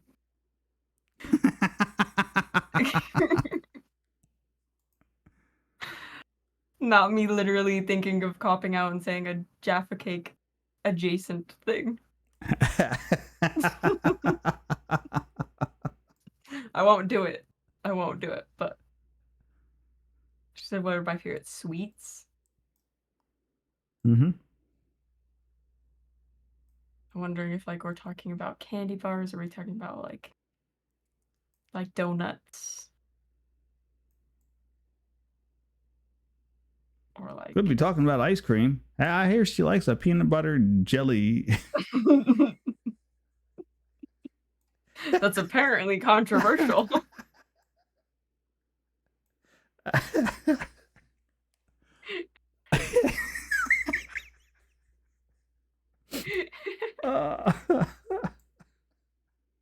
That is gonna be the one thing I think that mystifies me the most. I don't know why. I'm here for this. It's fine. I think it's fantastic because it's one of those. I'm like, look, you have just invented the new pizza topping argument. Pineapples or no pineapples. In your case, it's peanut butter and jam in my ice cream or no. It's extra funny because people put straight peanut butter in their ice cream sometimes. Like scoop of ice cream, scoop of peanut butter. Yep. Which totally I hate that. I don't like that because the texture is wrong. Interesting. So you're a texture personality. Oh, definitely. I'm 100%. Texture is a lot of the reasons why there's some foods that I can't eat or don't really like very much. Tried snail, escargot. Oh, couldn't do it. No. Chewy like a rubber tire. Yeah. Yep. The taste was really good, but it was just basically garlic and butter. pretty much. So yeah, I can't do it. It's like eating squid. I mean, it's the same thing. Oof, yeah, no. Squid, I can't do that either. I've tried that at like Korean barbecue restaurants. Yep. The taste is not worth texture. Nope. I would just rather not.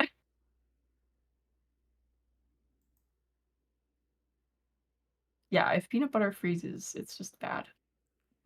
It's just hard and it's not smooth like the ice cream. Just can't. Can't do it. Hard pass.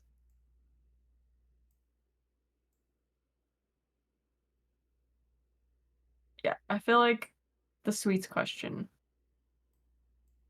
I feel like I would have to say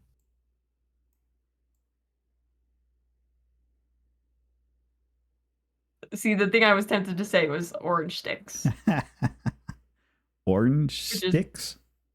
It's the like there's like a box, like a rectangular box that you get, and they're like sticks of orange jelly, covered in chocolate. And they're just like little Okay. sticks in a row. Like they're like super popular around Christmas time and stuff. Interesting.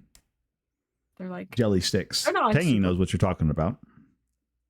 yeah, jelly sticks. Yeah, they're like I think they're like semi-popular in the States, but they're not like the raspberry ones. The raspberry ones are good too. I'm just a sucker for orange and chocolate. Apparently, we're learning. Now, see, I would say orange and chocolate is a weird food combination, but that's just because I don't like anything with my oranges. Yeah. Well, and orange flavoring is different than actual orange too. Like orange flavoring is way Yes. stronger. So Oh, I can God, see yes. why people don't like it. It's kind of like the like cherry flavoring thing too. Or sometimes it can taste like medicine. Yep. Rocky Yeah. Mountain Chocolate Factory does wonderful. Yeah. I haven't had those ones actually.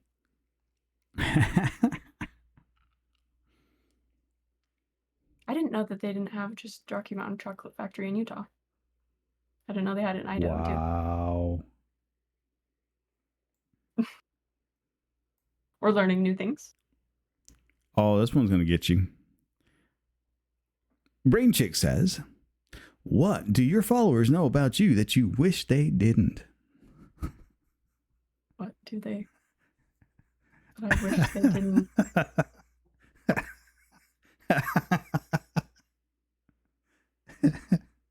What do my followers know about me that I wish they didn't? Mm-hmm. That one is gonna get me. I read that one. I went, oh. Oh.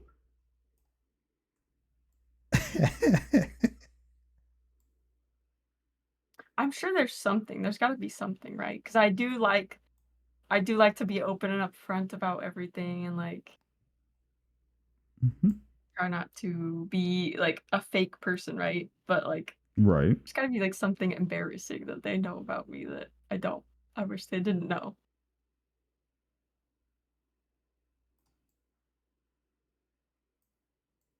Like, I'm trying to think if there was a situation or anything that happened. I feel like I could take it this way. I could take it. I wish my followers and people in general didn't know that I blush so easily, I guess.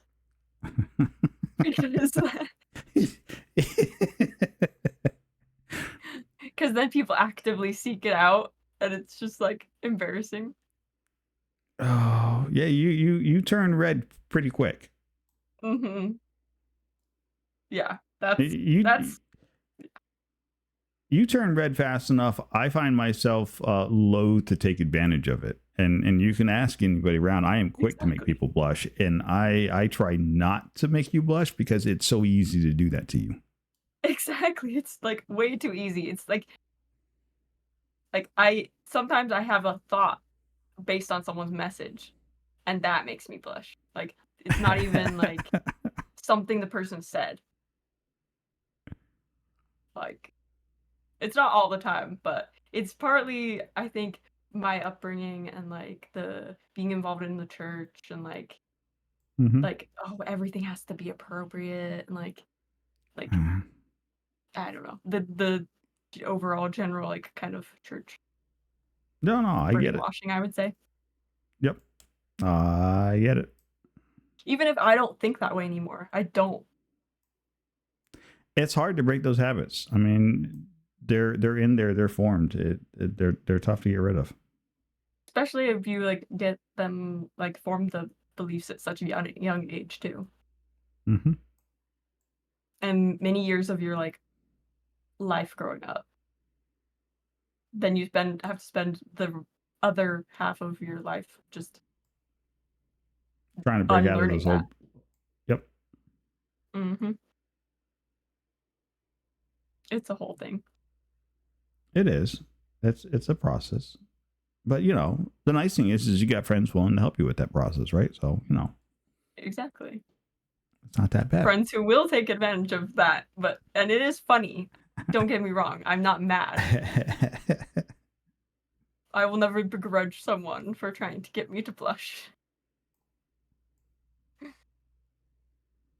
It is funny, and it's easy to do, and it's easy enough that somebody might do it like the first couple times, and then when you realize that it's a natural, very easy thing, you're like, okay, well, there's no real challenge in that. So the challenge now is to say really bad things and not get you to blush. That's been like my personal challenge at this point. It's like, what can I say or do that will get her to laugh, but not go red, not have that reaction to oh my god, like Exactly. that's the new challenge, right? The like sweet spot or like the new Yeah. the new challenge. What is that thing that we can say that we can get like almost den after dark, but not enough that makes Allie blush. Or just people just start desensitizing me to stuff. Basically. Well, I mean, that's trial by fire. I mean, oh, excuse me. Let's see. DEFCON 01 would like to know, do you prefer coffee or tea? You will be I saw graded. There that. is a right answer. There's a right answer. There is a right answer. You're right. Wait, did he add that or did you add that part? No, I added that part.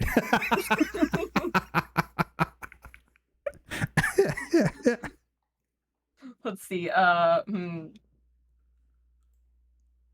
think I'm gonna have to go with the coffee. This is a staple in any of my streams that you will turn up to, pretty much. If I don't have my coffee, something's wrong with me. Yep. So usually by the time I'm streaming, it's late in the evening, and I've already been like 2 or 3. I have a 20-ounce mug of coffee, and I fill that thing up at least twice a day. Mm-hmm. Yeah, gotta have the coffee. Gotta have the caffeine and the delicious bean juice.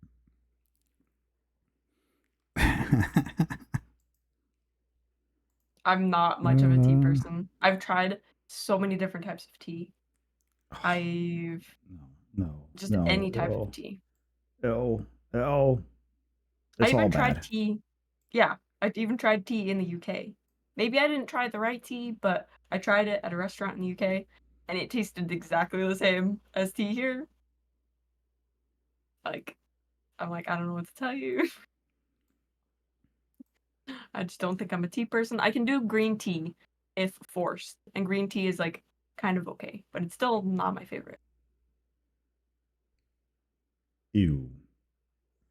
Just no. Jasmine tea is good too. I can't. Mm-mm. Nope. All you. Hard pass. I'm out. Yeah. Give me coffee any day. Yes. Lattes or like more as of recent years, just black coffee. Been really getting into black coffee. I like black tea. Ends up being an acquired taste like coffee for most. My biggest problem with tea is, and it doesn't seem to matter what tea I drink, they all taste the same to me, and they all just taste like chewing on tree leaves, and it's just ew. Just kind of tastes like dirt or like leaves or grass. Just earthy. And I think my problem is it doesn't have much body to it. It doesn't have No. like, it just tastes like water Wheat that flour. you put some leaves in. Yep. Literally. Yep. There you Yeah, go. leaf water. I don't mean to hate on Thai it so tea. much, but Chai tea. Chai tea is not even tea. It's just a bunch of spices poured into water.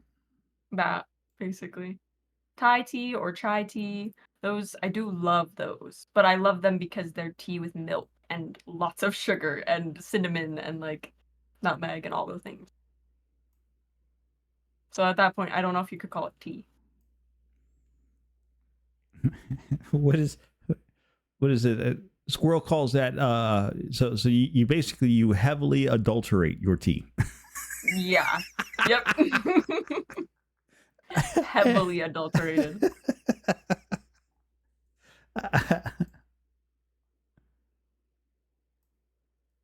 Very heavily. And with fake chocolate flavor. Yep. I don't even want to know about the fake clock. Like now. Mm-mm. I'm not even certain why you would have fake chocolate tea. Yeah, what even is that? Now, hot chocolate, I'm all over that. Like, I will absolutely kill a cup of hot chocolate. Perfectly fine with that. What kind of hot chocolate? And is it with water or with milk? No, milk. What are you kidding me? Yeah, okay. Why would you know? Even when we were on camping trips, we always had milk with our hot chocolates. Slow boiling that Damn. milk over an open fire, that is some good stuff.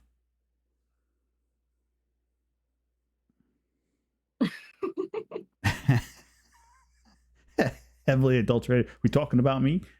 Rutherford, only you can go around being heavily adulterated.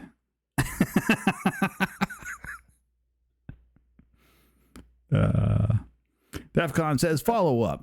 Do you add anything to your coffee and or tea? My coffee, I don't add anything to it as much anymore because it makes me like just not it seems to kind of counteract the goal of the coffee. It ends up making me more sleepy or more tired or more feel like crap because like milk and sugar, like a bunch of that just ends up being too much. So I do mostly just do black coffee. And I've really grown to love it actually. It's pretty good. But when I do add the stuff, I usually go for like I love like the vanilla y flavors, the hazelnut y flavors, or like Hazelnut's good. I don't mind hazelnut. one of the best. Or like caramely flavors. All of the above.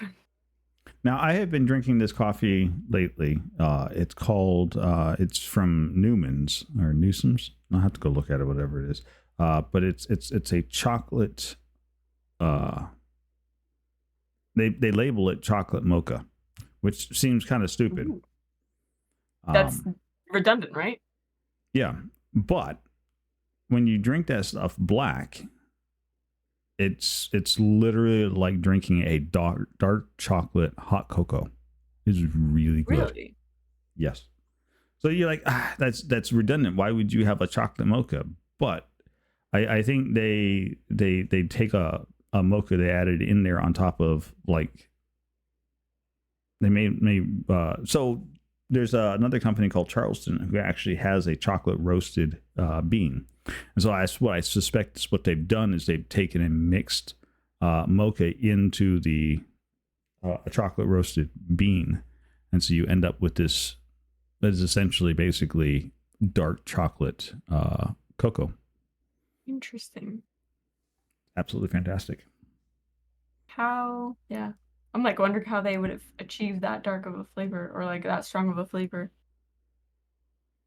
It's really good stuff. I enjoy it. I'm drinking like 2 cups of that stuff a day. and And do you again, drink that black? yeah. When I say cups, again, 20 ounce jug of that. Just straight Sometimes unadulterated coffee.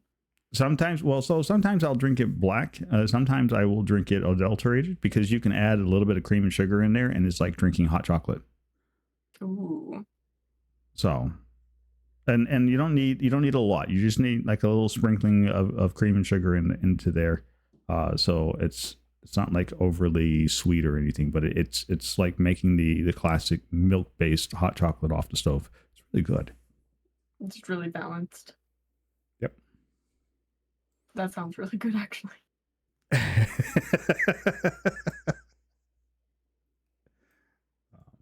So I enjoy that.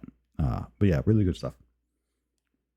But yeah, for the most part, I'll drink it black or I will adulterate it.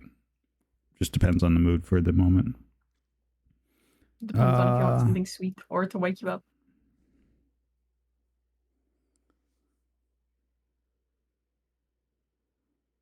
Yeah, Zoda, I'm not. Zoda put in here if it's 3x times 3x over a times y equals 12. What is the value of 8 to the power of x squared over y? Yeah. But we were like, get that's a good question on there. We'll be like, ask really hard ones. So he put a formula based really one in hard here one. for you. That one, Except see, to that's go- not a hard question. That one's just I'm not answering that question. Yeah, here it Here's is. the Is 3x minus y equals 12. What is the value of x divided x times x or 8 times x squared times y? So, I'm like, we're gonna skip that one.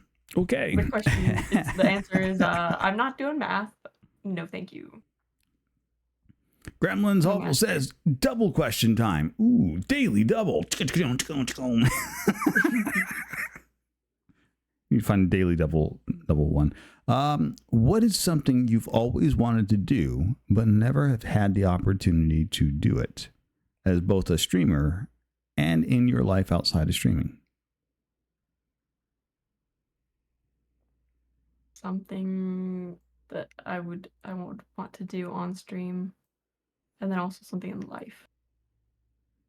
So 2 for question. It's a twofa. See, that's like, it's interesting because I have recently done something that I've always wanted to do on stream. So now it's like on to the next one, right? Like, does that count? That's an interesting question. That's a good question. I did recently just do. You baking. recently just did a cooking stream, didn't you? Was it baking? That was a cooking stream. I caught a little bit of it. I was actually in the kitchen cooking at the same time myself. We were cooking together. Yep. I did say it was interesting. I said it was interesting because it's a relevant topic of because I just did something that. And did you enjoy it? Did you struggle with it? Did you have a good time at it? I struggled a lot with it, but that doesn't mean that I didn't have a good time. I struggled with the focus of trying to juggle chat and actually do the baking, because even baking in general, I have to keep going to the recipe, like going back and going, like Mm-hmm. I'm just a bit all over the place when I bake in general, and so adding chat to that and wanting to talk to people at the same time and things going on, like it was a struggle. I was scared from opening things. Now, see, I would wonder if that wouldn't be such a bad thing to do with like somebody else in like a Discord call with you at the same time. And so they're reading and talking to chat at the same time that they're talking to you. And because you've got the phone there, you can hear them talk. And so you could be doing the cooking, the recipe, the whatever, while like it sounds more like that would have been good to have like an extra set of hands when you're doing it. Oh, like a almost like a host, like And not so much a host, but just another no. a collab with you, a collaborator, right? So they're interacting with chat in your behalf while you're trying to cook, but because they're in a Discord call and you're in a Discord call, it would be like what we're doing right now. So we're interacting with chat, we're talking, but we're still talking anyways while you're doing the cooking. And like, okay, so now we're going to add this, da da da da da, and meanwhile the other person is like, oh, that's actually fantastic. Hey, Allie, so and so says this, right? That's actually kind of a really good idea. So it takes some of the load off you for having to track chat while you're trying to cook and manage a recipe. Right. So it splits the load up a little bit, and now you can still do your cooking stream, but now you can also have your cooking stream with help. You have a lovely conversation. You can still talk with chat because you're not being left out of the chat. Exactly. And chat doesn't feel ignored either. Like, yeah. There's hardly a thing you could do. Yeah, that's actually just, thoughts for your next time. Let me just write these down real quick. Write down some notes. Not me telling you at all how to run your stream. No, not one bit. No. No, it's actually good feedback and good, like a good idea, because I feel like I want to do more cooking streams and more like different stuff. I love doing different stuff. It's like it's really fun. Right. But yeah, it's always about trying to perfect the thing and like how to better streamline it, I guess. Is the exactly. But yeah, how to make it enjoyable for everybody, right? I think cooking streams are an interesting idea, but it's kind of like me in my short story streams on Saturday evenings where I'm just kind of reading a story out. I feel like it's one of those that people show up, turn up, and all they do is lurk because there is little to no interaction between me and what's going on in chat because I'm reading from a book in front of me. Exactly. And I'm like, how do I make this more entertaining for people? I don't think there is a way to make that any more entertaining because you're either there for the story or you're not. Yeah, and if you're not there for the story, if they're there for your personality, then it's like they're gonna like turn away. Yeah, but you're not going to get any of that either because all of that feedback will happen after the story's over. So if you're there to listen to a nice story, then hey, that's great. You're in the right spot for it. And if that's not what you're there for, then that may not be the thing for you. I think a cooking stream is fun. I think it's just how do you make that interesting? Exactly. For everyone. Mm-hmm. It's almost like you almost have to commit to doing the thing that's so outside of what you normally do, like, and just kind of have to realize, some people won't be into it. Commit to the bit. I did that a few times on the stream. Some people won't be into it. I mean, that's just, it's not going to be their slice of tea. The cup of tea. Why am I slicing tea? A slice of tea. If it's like is it cake? So is it cake of tea? Like a teacup.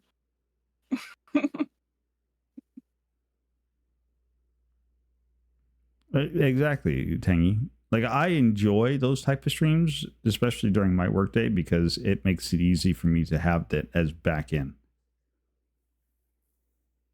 Yeah. Yeah, that's So, interesting. And that type of stream does play to that type of viewer quite a lot too. Yeah, mhm. good to have something in the background, Yep. something vaguely entertaining, but not so entertaining that you're engrossed by it Yeah. and not doing work.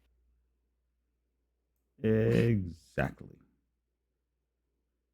Um, I feel like I have just thought of the answer to that question. Like, I think my next thing that I think I might want to do as far as streaming, uh, something that I would always be nervous to do because it's way out there, is like some type of IRL stream, like maybe even an IRL stream, like a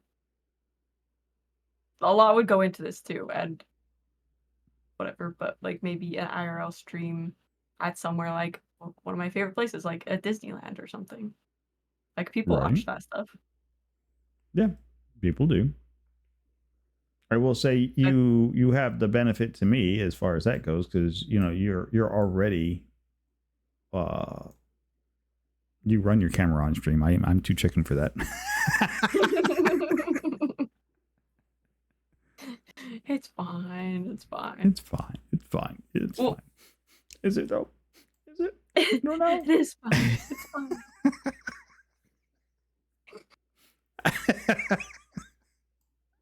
I mean, that is interesting too because it goes into the whole reason why I started streaming with camera. I am not a confident person and I never was.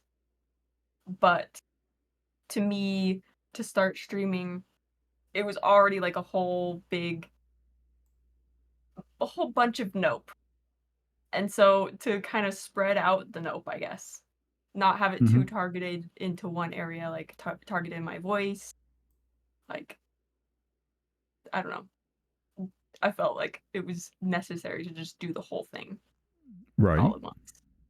Like if I'm already going for the thing that makes me so nervous and so uncomfortable, just go for the whole thing. Oh, so you're a dive in, get it all in one shot versus like stretch it out. Kind of, because sometimes if I stretch it out, it's just if I had started with just the voice, for example. For one, I Mhm. don't really like my voice that much. Um, but I don't think I would ever have gotten on camera. I don't think I would ever. It would be too much of a baby step, and I never would have gotten on camera, even though I would have wanted to.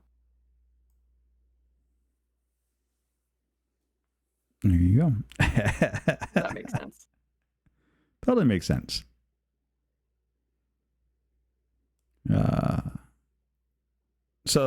Uh, something you've always wanted to do outside of stream,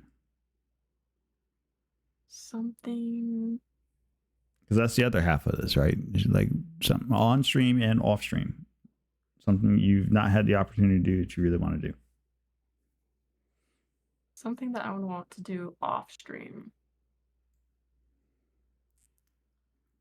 That one's a little broad of a.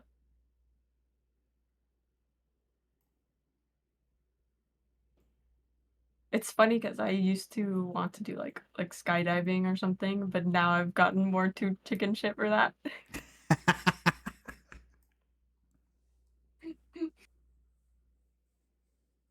And I think I've gone away from wanting to do that. That would have been the answer like maybe like 10 years ago. Right. But Yeah. I would be terrified. Again, I huge fear of heights. And so yeah, I would be terrified to do skydiving. In fact, I would be the guy that would be like, the plane's going down. You either put on the backpack and jump or bend over and kiss your butt goodbye. And I'd be like, yep, I will see you all in the next life. yep. Can't even do yeah. Like it'd save your life, but you just can't do it. Nope. Nope. Just like hard pass. I'm out. I would be the guy doing that meme, you know, the fuck this shit, I'm out. Exactly. Be like, no. No, thank you. So I feel like the other answer to that would just be like, is travel an appropriate answer? Yeah, Something travel's inappropriate. It's your questions, your answers. travel basically everywhere and anywhere. Have a Basically. good evening, Cammy Roth. We'll see you next time. Oh, I think he's joking about your like, Oh. kiss your booty goodbye. Yeah. Going down with the plane. I totally would be like, just, yep, I'm going down. Nope, all good, Cammy. All good. He's joining in on the going down with the plane train. You know, I'm just saying, if we were supposed to be able to fly, we'd have had wings. So does that mean you don't like flying? I don't mind On flying. Funny enough, like I can get on an airplane and fly because basically like 30 seconds after I'm seated in my seat, I will get myself comfortable and pass out and won't wake up until we've touched down at the other side. I'll sleep wow. through it every time. Doesn't matter. I can sleep through a plane flight. So even if it was a case of the plane was going down, I'd probably sleep through it and never even realize we were crashing anyways. Just a peaceful death. Yeah. So peaceful. I went to sleep, didn't even wake up. We're good. I slept through an earthquake. So there's that. Noise. Yeah, wake up on a floaty.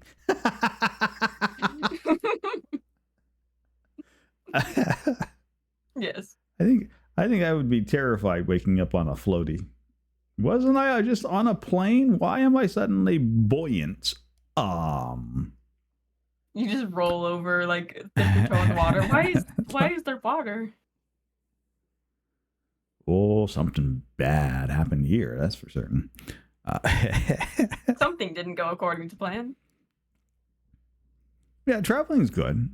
You know, if you don't do a lot of it, then you know wanting to do more of it is not an unheard of thing, right? I've done some of it, but especially ever since the trip to the UK, it's like triggered more of like wanting to go other places besides the States. Well, yeah, I would like to go. I'm trying to put together plans to go to Europe, go travel around Europe and spend a couple months out there and go see a ton of people that I know out there because I think that would be fun.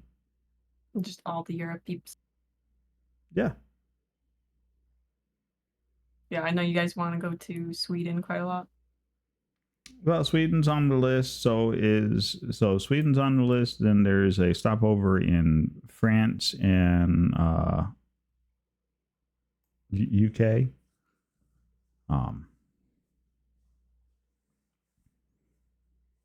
Maybe Germany if we can get over there to it, but we'll see.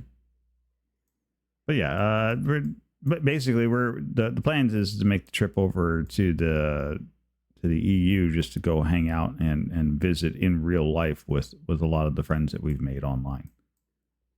I guess legitimately the only reason why we're setting aside the funds and the plans to go do that. Yeah, because that would be super fun. Right? Getting to actually meet the people that you spend so much time online and playing games with. Just go hang out with them. Yeah. Mm-hmm. Go catch up with Serb. Go LARPing for a weekend or something. I don't know. Like, no, Serb, don't stab me with that. No, stop. That hurts. It's the wrong end of that sword, buddy. Serb does a lot of LARPing. It's fun. But yeah, I think that would be a good time. It would be fun. It would be an experience and one that I think I would enjoy. And that's me. Europe may not enjoy me coming for a visit. They may request that I please go back home from whence I came from, in the most expedient method possible. Just send you back. Return Just shipping. roll up on the borders, and there's just some guy standing there just pointing back. Get out.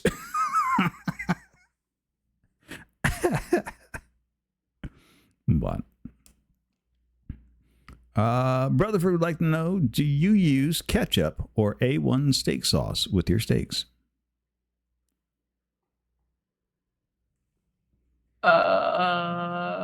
Actually, I've never had A1. I don't think. Ketchup. Do people actually use ketchup on their steaks? Good God, I hope not. That sounds like so. That is a.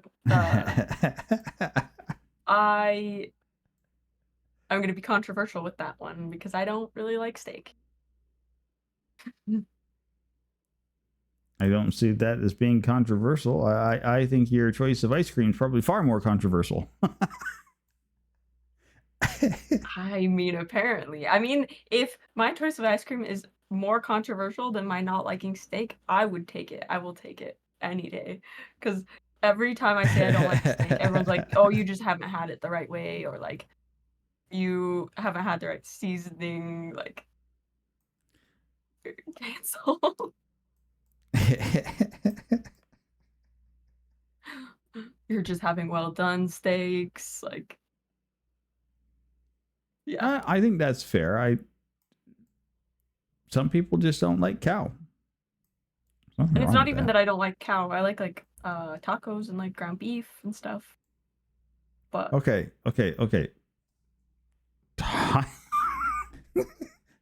What? I like tacos.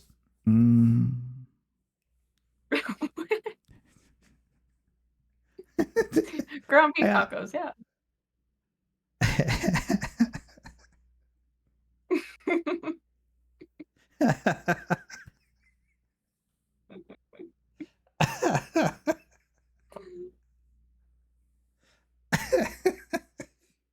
That's what should be done with beef. Put on tacos. All right. I killed you. We're talking about cows, and you don't say ground beef, you say tacos. And my brain went, tacos? What the hell does taco got to do with You're a like, cow? why are we talking about tacos? Well, okay, so tacos for me have chicken, we have steak, ground beef, we have actual steak, so fajitas. Sometimes people will serve you fajitas in your steak, which is not ground beef, right? And then there's fish tacos, and then there's, like, there are other ingredients to tacos than just ground beef. And so my brain went, excuse me? What do we got against tacos now all of a sudden? No, we're all for tacos. We're here for white people taco night. That's what I'm here for.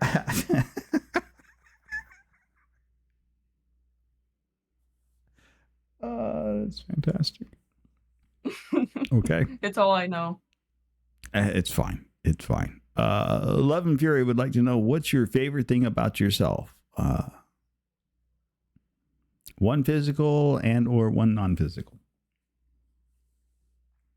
Oh boy. Yeah. Mm-hmm. I feel like I can do the non-physical one easier. Okay. Favorite thing about myself. I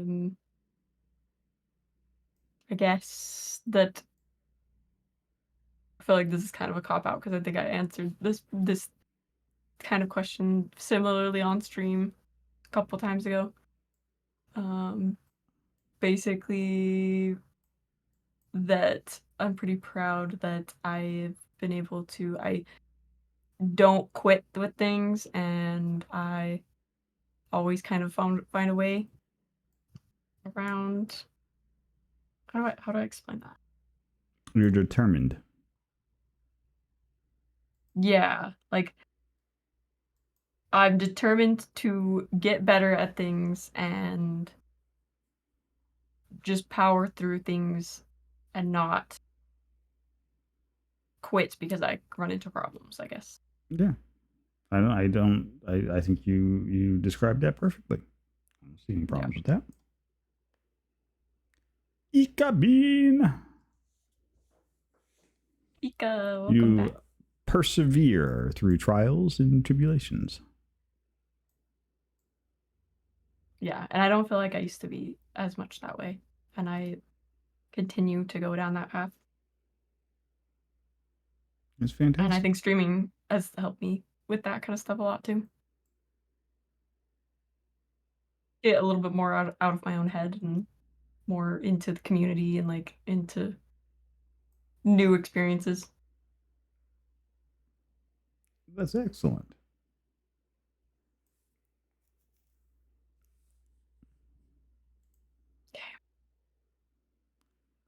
Cam Bam, huh?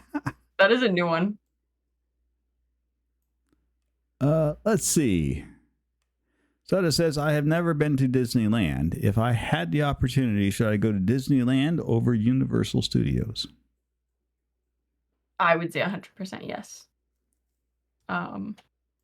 Disneyland. So Disneyland and Universal Studios in my head are two completely different things. I've been to both, at least the ones in California. It also depends on what kind of person you are. If you like movies and stuff a lot more, maybe Universal would be your thing, but Universal, there's a lot less to do there and a lot less world building there, and it's all like a bit more all over the place at Universal. Mm-hmm. Disneyland, I think, is much more of an experience. It's like well-rounded. There's a lot more to do, more things to experience than Universal. Like to give you an example, I always used to go for like 3 days to Disneyland because there's Disneyland and the park next to it. There's California Adventure, Right. and you take 3 days there, and you're hard pressed to be able to do everything. Basically, 2 or 3 days, you're really pushing it to do everything there. Universal, I think we got done in like half a day. Oh, so yeah, Basically. really not a whole lot. Yeah. Maybe they've improved it too, and maybe we just didn't like. I didn't like some of the stuff or care about some of the stuff that was there. But even with like the Harry Potter world and everything, still there's like 2 rides there, and shopping if you want to shop for things. Universal's worth it, but if you're picking one over the other, I would say Disneyland 100% all the way. There you go. Swift Squirrel says, and only if you want to share, what is the weirdest accident/injury you've ever had, if any? The weirdest accident/injury. I've been pretty lucky to not get any injuries for the most part or have any too many accident related things. I feel like trying to think if I even have any scars. I have like one scar, I think. The weirdest injury or accident thing. Stepped on a Lego. I think the weirdest, and this one's kind of a funny one. Mm-hmm. When I was younger, we had a cat, and we used to feed the cat downstairs where not many people like went downstairs, right? It was kind of Right. just the cat's domain. And we I feel like this is actually kind of a boring story, but I was just thinking about it the other day. we used to feed the cat canned food, and we weren't very good at cleaning up the cans and the canned like lids and stuff. And so one of these times I was feeding the cat and I cut my toe real bad Ooh. on one of these cans. Oh, that's Like- not good. Like almost needing stitches level Ow. on a can of cat food. I still have a scar on that toe. to this day. Yeah. Would imagine so. Like the stupidest way to get a scar for life. Literally 10 the out of stupidest 10 and most would not boring. recommend.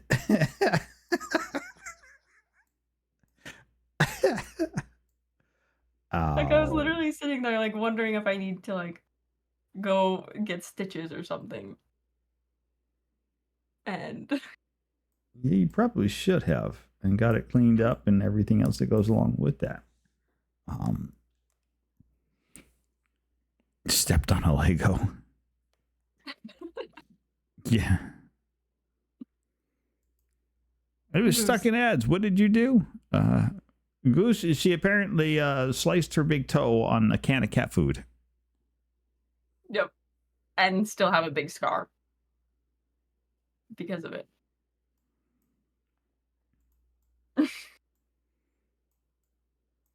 Wow. Yeah. There's been like other accidents or injuries, but they're not like exactly fun stories. I feel like that was like a funny or like a ridiculous story. Just sounds painful. Slice was it any which way painful, you and- want to. It was painful, and I felt so embarrassed too. It's like such an embarrassing way to get hurt. I mean,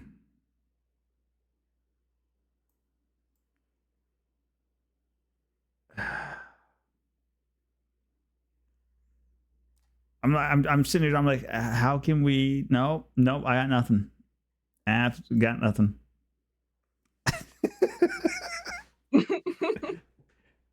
I've stumped you.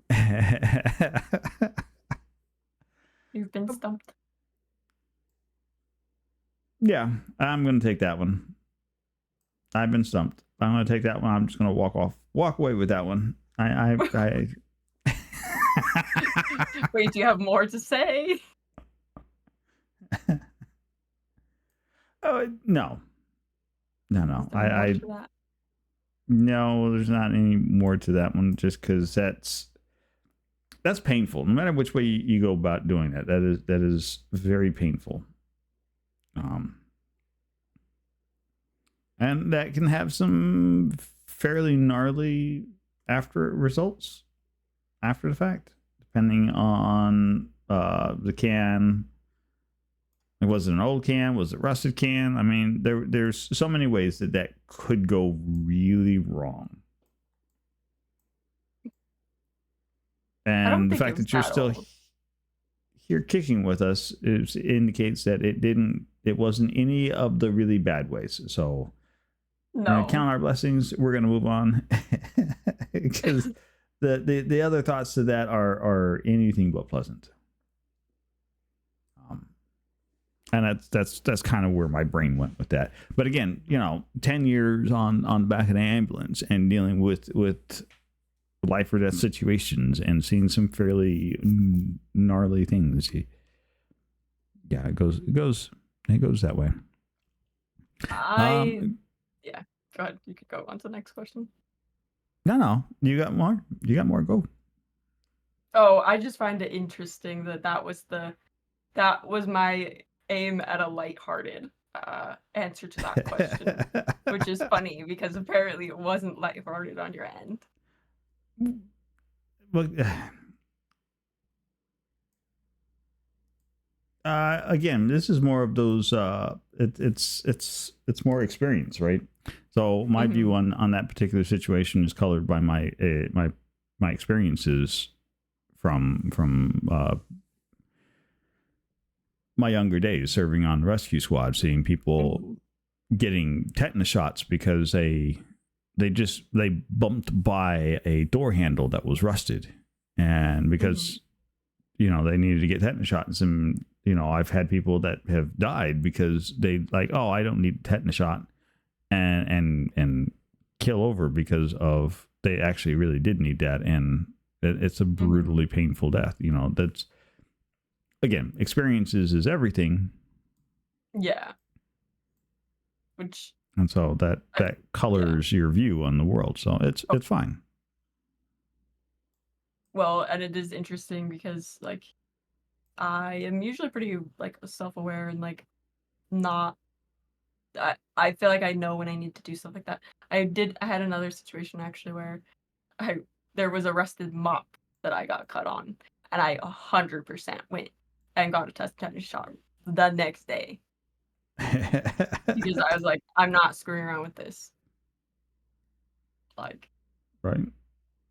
I knew that thing So- was rusty, and I was like, yeah, this Yeah, is yeah. not So you go take care of the things, right?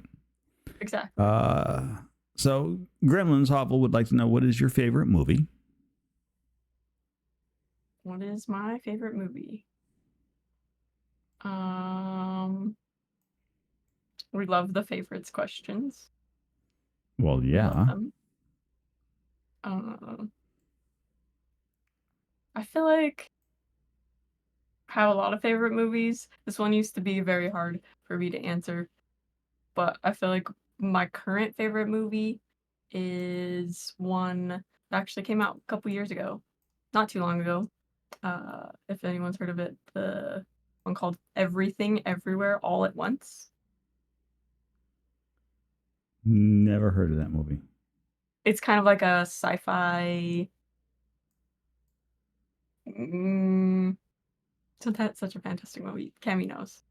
That one's such a hard one to describe which genre it fits into because it's like a drama. It's like a kind of a romance, kind of a sci-fi, kind of a Mm-hmm.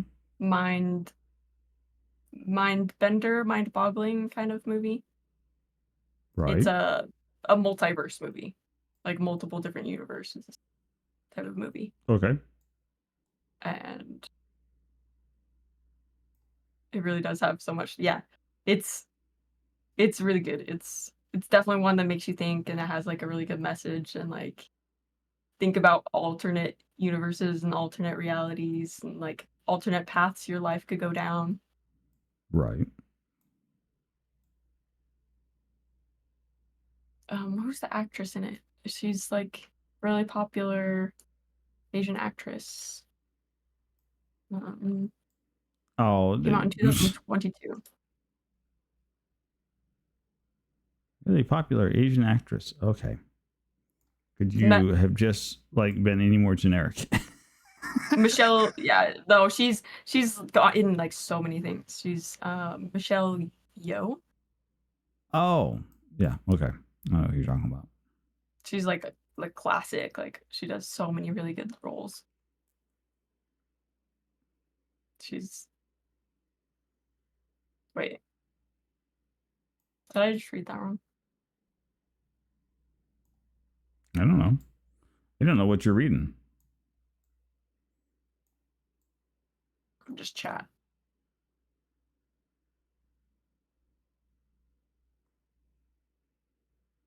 But yeah, good, really good movie. That one's probably my favorite. Fascinating.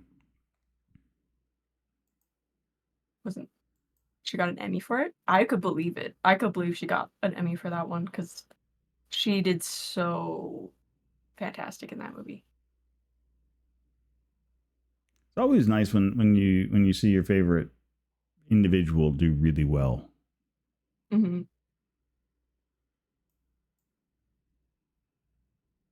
Right. I don't think that That's like movie was very always such a- popular, but Scandalous. Not a popular movie. I think it was a bit more of a niche movie. Like if you know, Yeah. you know. Well, and if you don't know, then you don't know.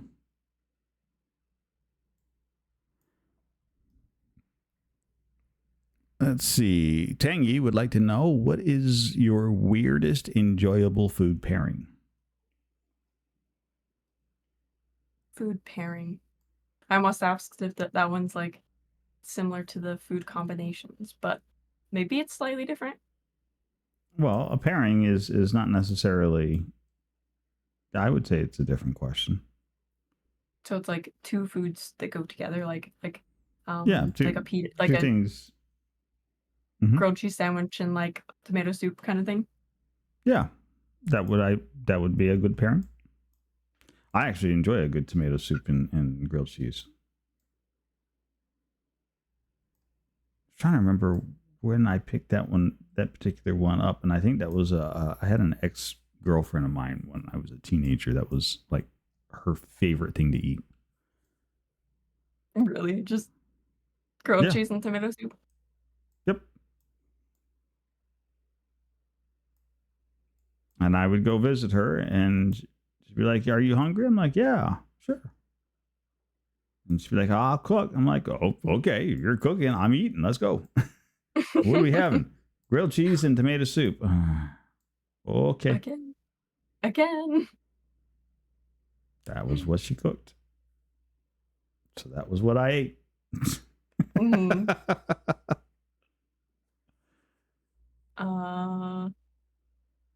A good pairing. Wait, did they say my favorite pairing or a weird pairing? Weird pairing. Weird pairing. So that's been the theme of the night. We're going to do weird stuff. I feel like I'm the worst person to ask weird pairing questions. I don't think I'm like that adventurous. Oh, I don't know. I've been enjoying this so far. I would have never known about peanut butter and jelly ice cream.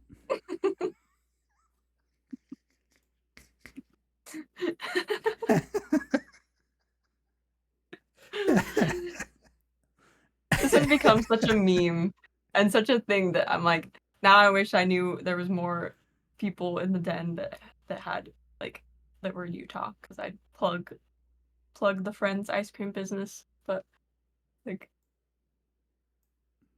be like, go try it. I swear, it's good.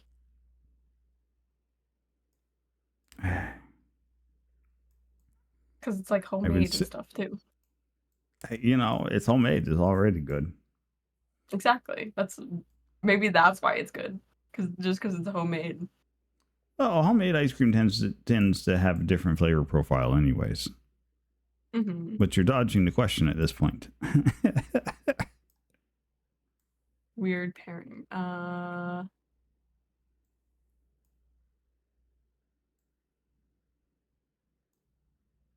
What's a weird pairing? I think.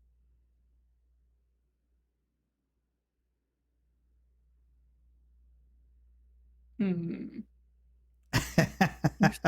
Me with this one, especially since the other, what's like the other question that was very similar. That one kind of stumped me as well.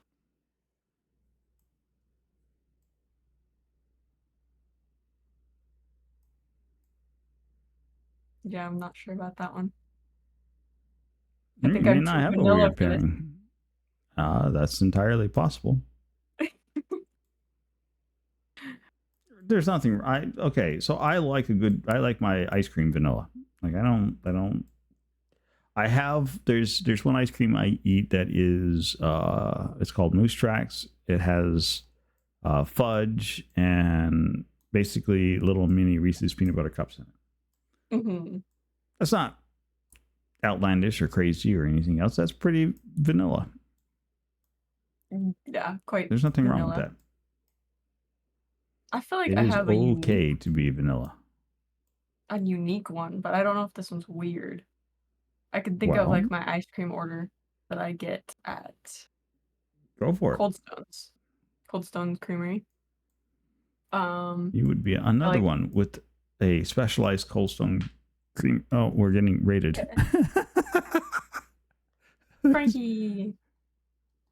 It's Frankie and Company. Welcome in. Of course, it's a screamer. Of course. Welcome in, Frankie. All right. So what's your Cold Stone Creamer recipe?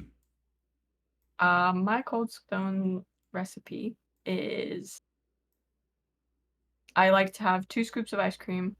Mhm. One of the scoops chocolate and one of the scoops coffee ice cream. But in the coffee ice cream, I like them to fold in peanut butter cups.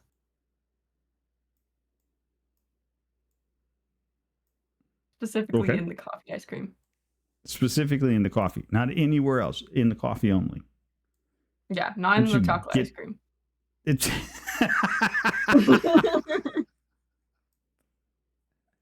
Gotta be in the coffee ice cream. If they get that wrong, the whole order's ruined.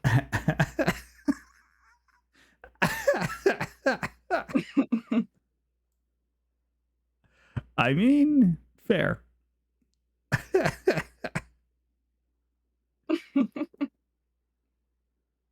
fine. It's so good. Also, yes, Swifty, you need to watch that movie.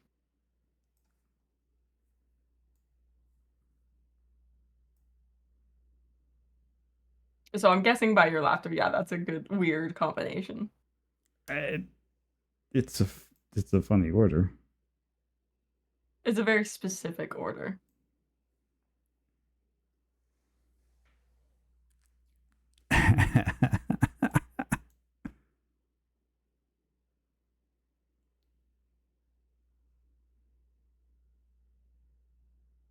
Puzzle is complete.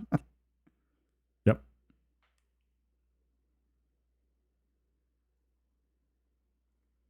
That was so quick. Well, I don't know about quick, but Well, like- technically, we're about 5 minutes over time, so fair. it's fine. We got it done. It's an Allosaurus on a puzzle. Rutherford would like to know, what is your dream job? My dream job. Mm-hmm.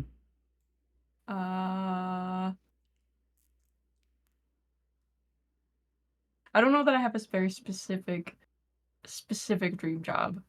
I feel like it would either be dragon. I almost went dragon.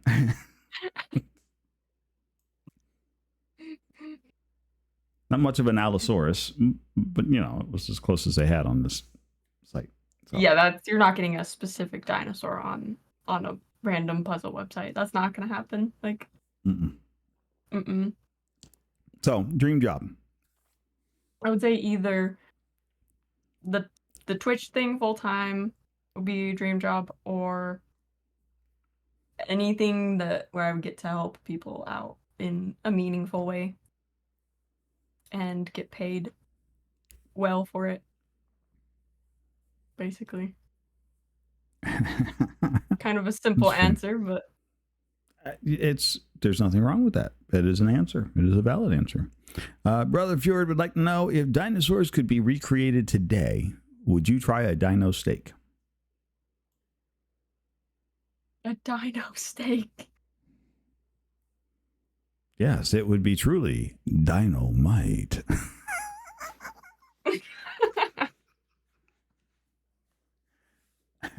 I'd try it.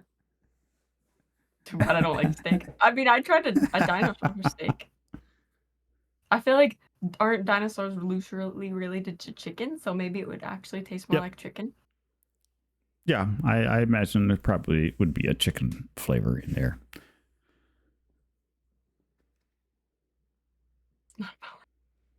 Chicken steak. Yeah, I'd try it. Chicken steak, yeah. I would 100% try it. Johnny asks, going from your name, you like dinosaurs. When did your interest in them start? See, that's the mistake, I feel like, with my name.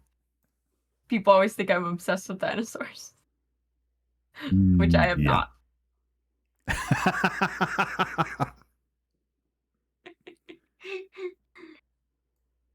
MySpace. Gator, right? MySpace?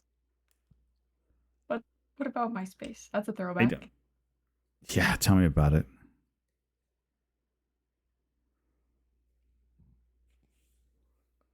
Yeah, I feel like maybe like 10, 15 years ago when the name started. That was that and on is like when I've been interested in dinosaurs, but not like by any means like watching dinosaur documentaries or anything. Like, yeah, not that much into dinosaurs. All good, Johnny. All good. You were good. And your final chat question for the evening is going to be from Mr. Bonk59, who asks, which park at Disneyland is your favorite? Which park at Disneyland? So I assume that's like talking between Disneyland and California Adventure. The Sure. two parks. And I think I would have to say Disneyland is my favorite just because it's much more That's cheating, Goose. I didn't say that. At least I'm pretty sure I didn't say that. Or is she trying to make me say that? And if I say that, does it count Yeah. towards the counter?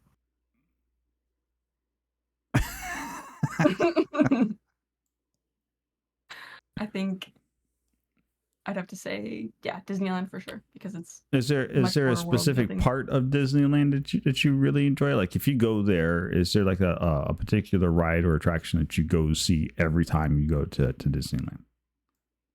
I would say my favorite is Tomorrowland for sure.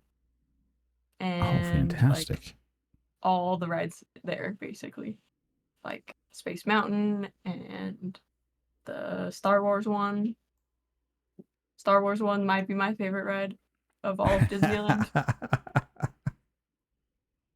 There we go. Like, actually. Excellent. All right. Well, we're actually 10 minutes over, so we're gonna start wrapping things up here. You have been a fantastic guest star. You have 2 more simple questions and 1 choice to make, and then you're done, right? So, one of those questions you've already answered because Gremlins snuck in there. Sneaky. Sneaky. Exactly, right? Mm-hmm. My brain just left me. Like, It's gone. I had it too. I'm not sorry. No. It's all right, Gremlin. It's all right. We love Gremlins. So we still got a good chunk of 2024 left to go. Do you have any like big plans, major events, anything that you would like people to know about to start marking on their calendars and planning for coming up for the rest of the year? Somewhere in the rest of the year?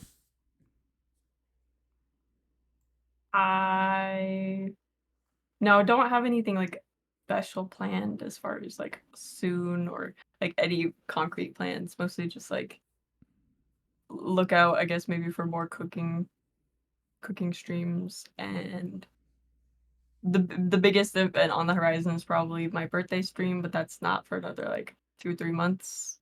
Mm-hmm. So I'm sure I'll do something Excellent. similar to like my affiliate anniversary and what I did last year. So that's in September though. Excellent. I said, I don't know why I said 2, because I thought I had another question for you, and I really just don't. So. I think it was because Gremlins messed you up, maybe. We were used to saying 2. It's the streamer question, right? Yep. Yeah, well, it's the piece of advice to give to up and coming streamers or younger you, that sort of thing, and you've already answered that one. So, yes, it's just a pattern that's in my head to repeat at this particular point. So, because you're so used to it. Well, normally I defend those questions a little bit more stringently. I'm like, no, you can't have that one. That's my question. But this time, since it was Gremlins, Yeah. I'm like, that's fine. It's fine. you Birthday allowed it. stream, right? Gremlins. Yep. We It's let fair. Gremlin slide one underneath there. It's fine. It's fine. We've had a lot of we've had a lot of really fun questions this evening, and you've definitely been tagged a bit more. I feel like most of I do those love were the fact- adjacent tags. I do appreciate the fact that somebody other than me is doing the tagging. Like last session, I did all the tagging last one, so that's fine. Mhm. It's fine. This one, not so much. Nah, it's all good. It is just fine. So last thing that you have to make a decision on is we have an entire lobby filled of amazing supporters that we now get to go raid out to somebody. And then when we get over to wherever it is we're going to tell them all about the fantastic Allosaurus that we have had a lovely, lovely evening spent having a wonderful chat with. Well, thank you. It was lots of fun. Only a little bit nerve-wracking.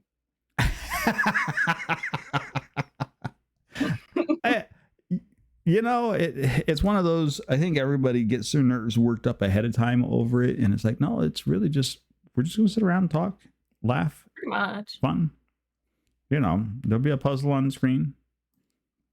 If it gets done, it gets done. Hey, great. And if it doesn't, well, it doesn't. Not the big deal. But we But got yes, this one done. only a little poop in my pants there. Ika, you can't say yeah. anything about any amount of poops in your pants since you have still yet to send me a date for your Talk Tuesday. So, Oh, call it out.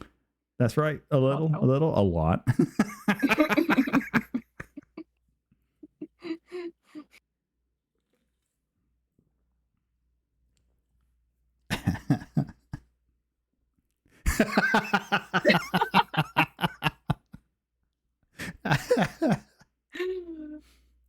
Is this the first time she's hearing of this? No, it's not the first time she's hearing of this. I was in her stream pestering her about it. She's flustered. It's just the first time that she's actually had to hear me say that in person, right? Like actually like poke at her about it, like, aha, you're in the stream and you got to listen to me and I'm calling you out. Exactly. No pressure, but a little pressure. do it. A little pressure.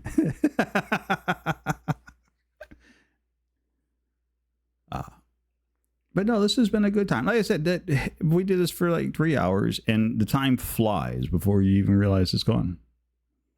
Right? Feels like we just barely started. Yeah, it's always a good time. And it always ends far too quickly. But I do thank you for your time this evening. This has been fantastic. It has been lovely. And I don't, as much as I was there at the start, and we've always been a little adjacent to each other, I don't actually get to hang out with you and play a whole lot of games with you, which is a real shame and something we need to correct. Mm-hmm. No, I agree. I think other than there was the little bit in the Minecraft server we did like 3 seasons ago. Mm-hmm. You were on and a little bit during the vanilla one that you were there, but we never did interact much. And then there was Amazon warehouse duty, and that's it. Amazon warehouse duty. Lethal Company. Oh yeah, the with Played Up. Oh, we could do some more Played Up. That would be fun. Played Up is always a good time. We'll have to set something up. And Played Up, yes. It's been an age. Freaking ads. They really be like that sometimes. It really, really do.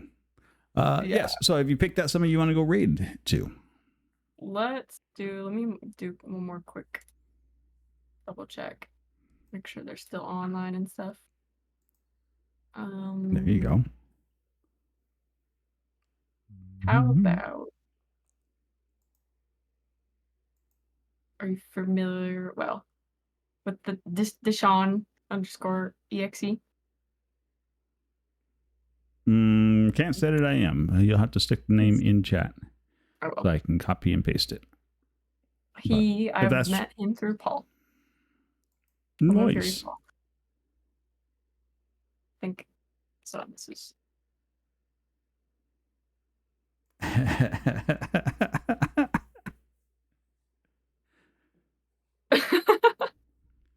Chat's getting very aggressive as of lately, apparently. he's playing Elden Ring. Oh, nice. Oh, we like a good Elden Ring play. Don't Watch out for the expose me. cliff.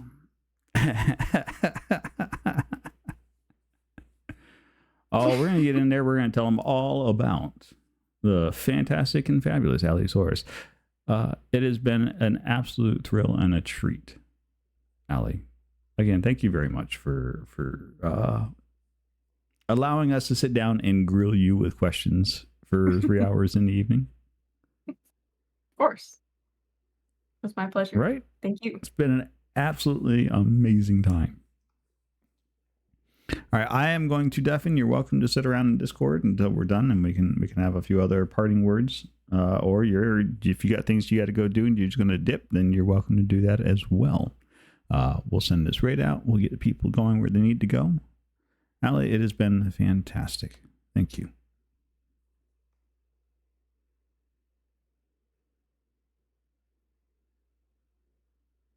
I haven't deafened yet. You can still say bye to chat and everything. I'm like, no response? Nope, you don't get a response to that. Nope, just leave it hanging. Just go to the end screen. Just goodbye. Just go. Just go.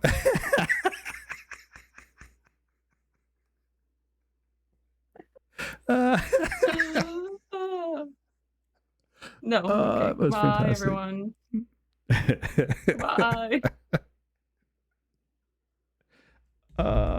Just realized I don't have my little cheap device opened up, so getting to the end screen is next to We're impossible. going great.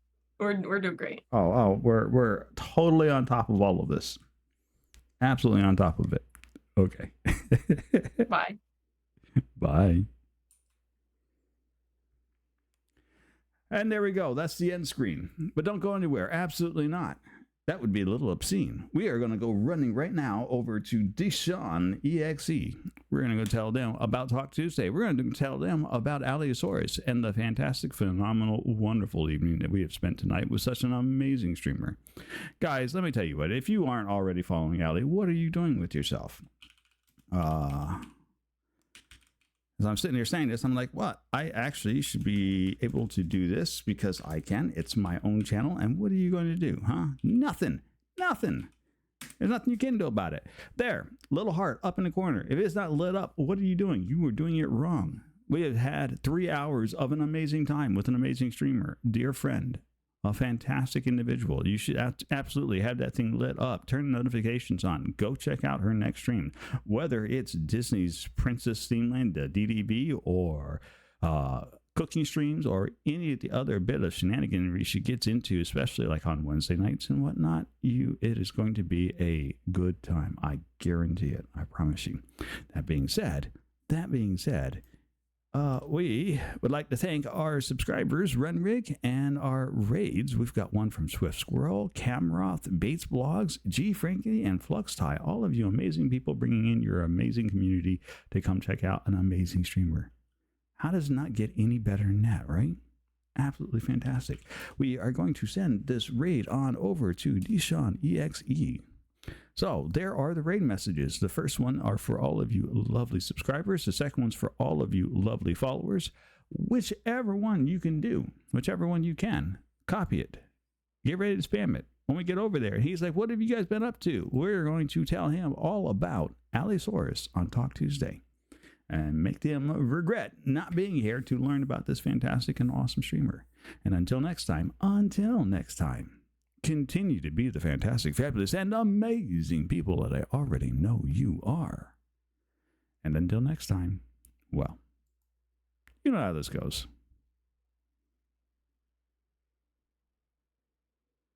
Bye for now.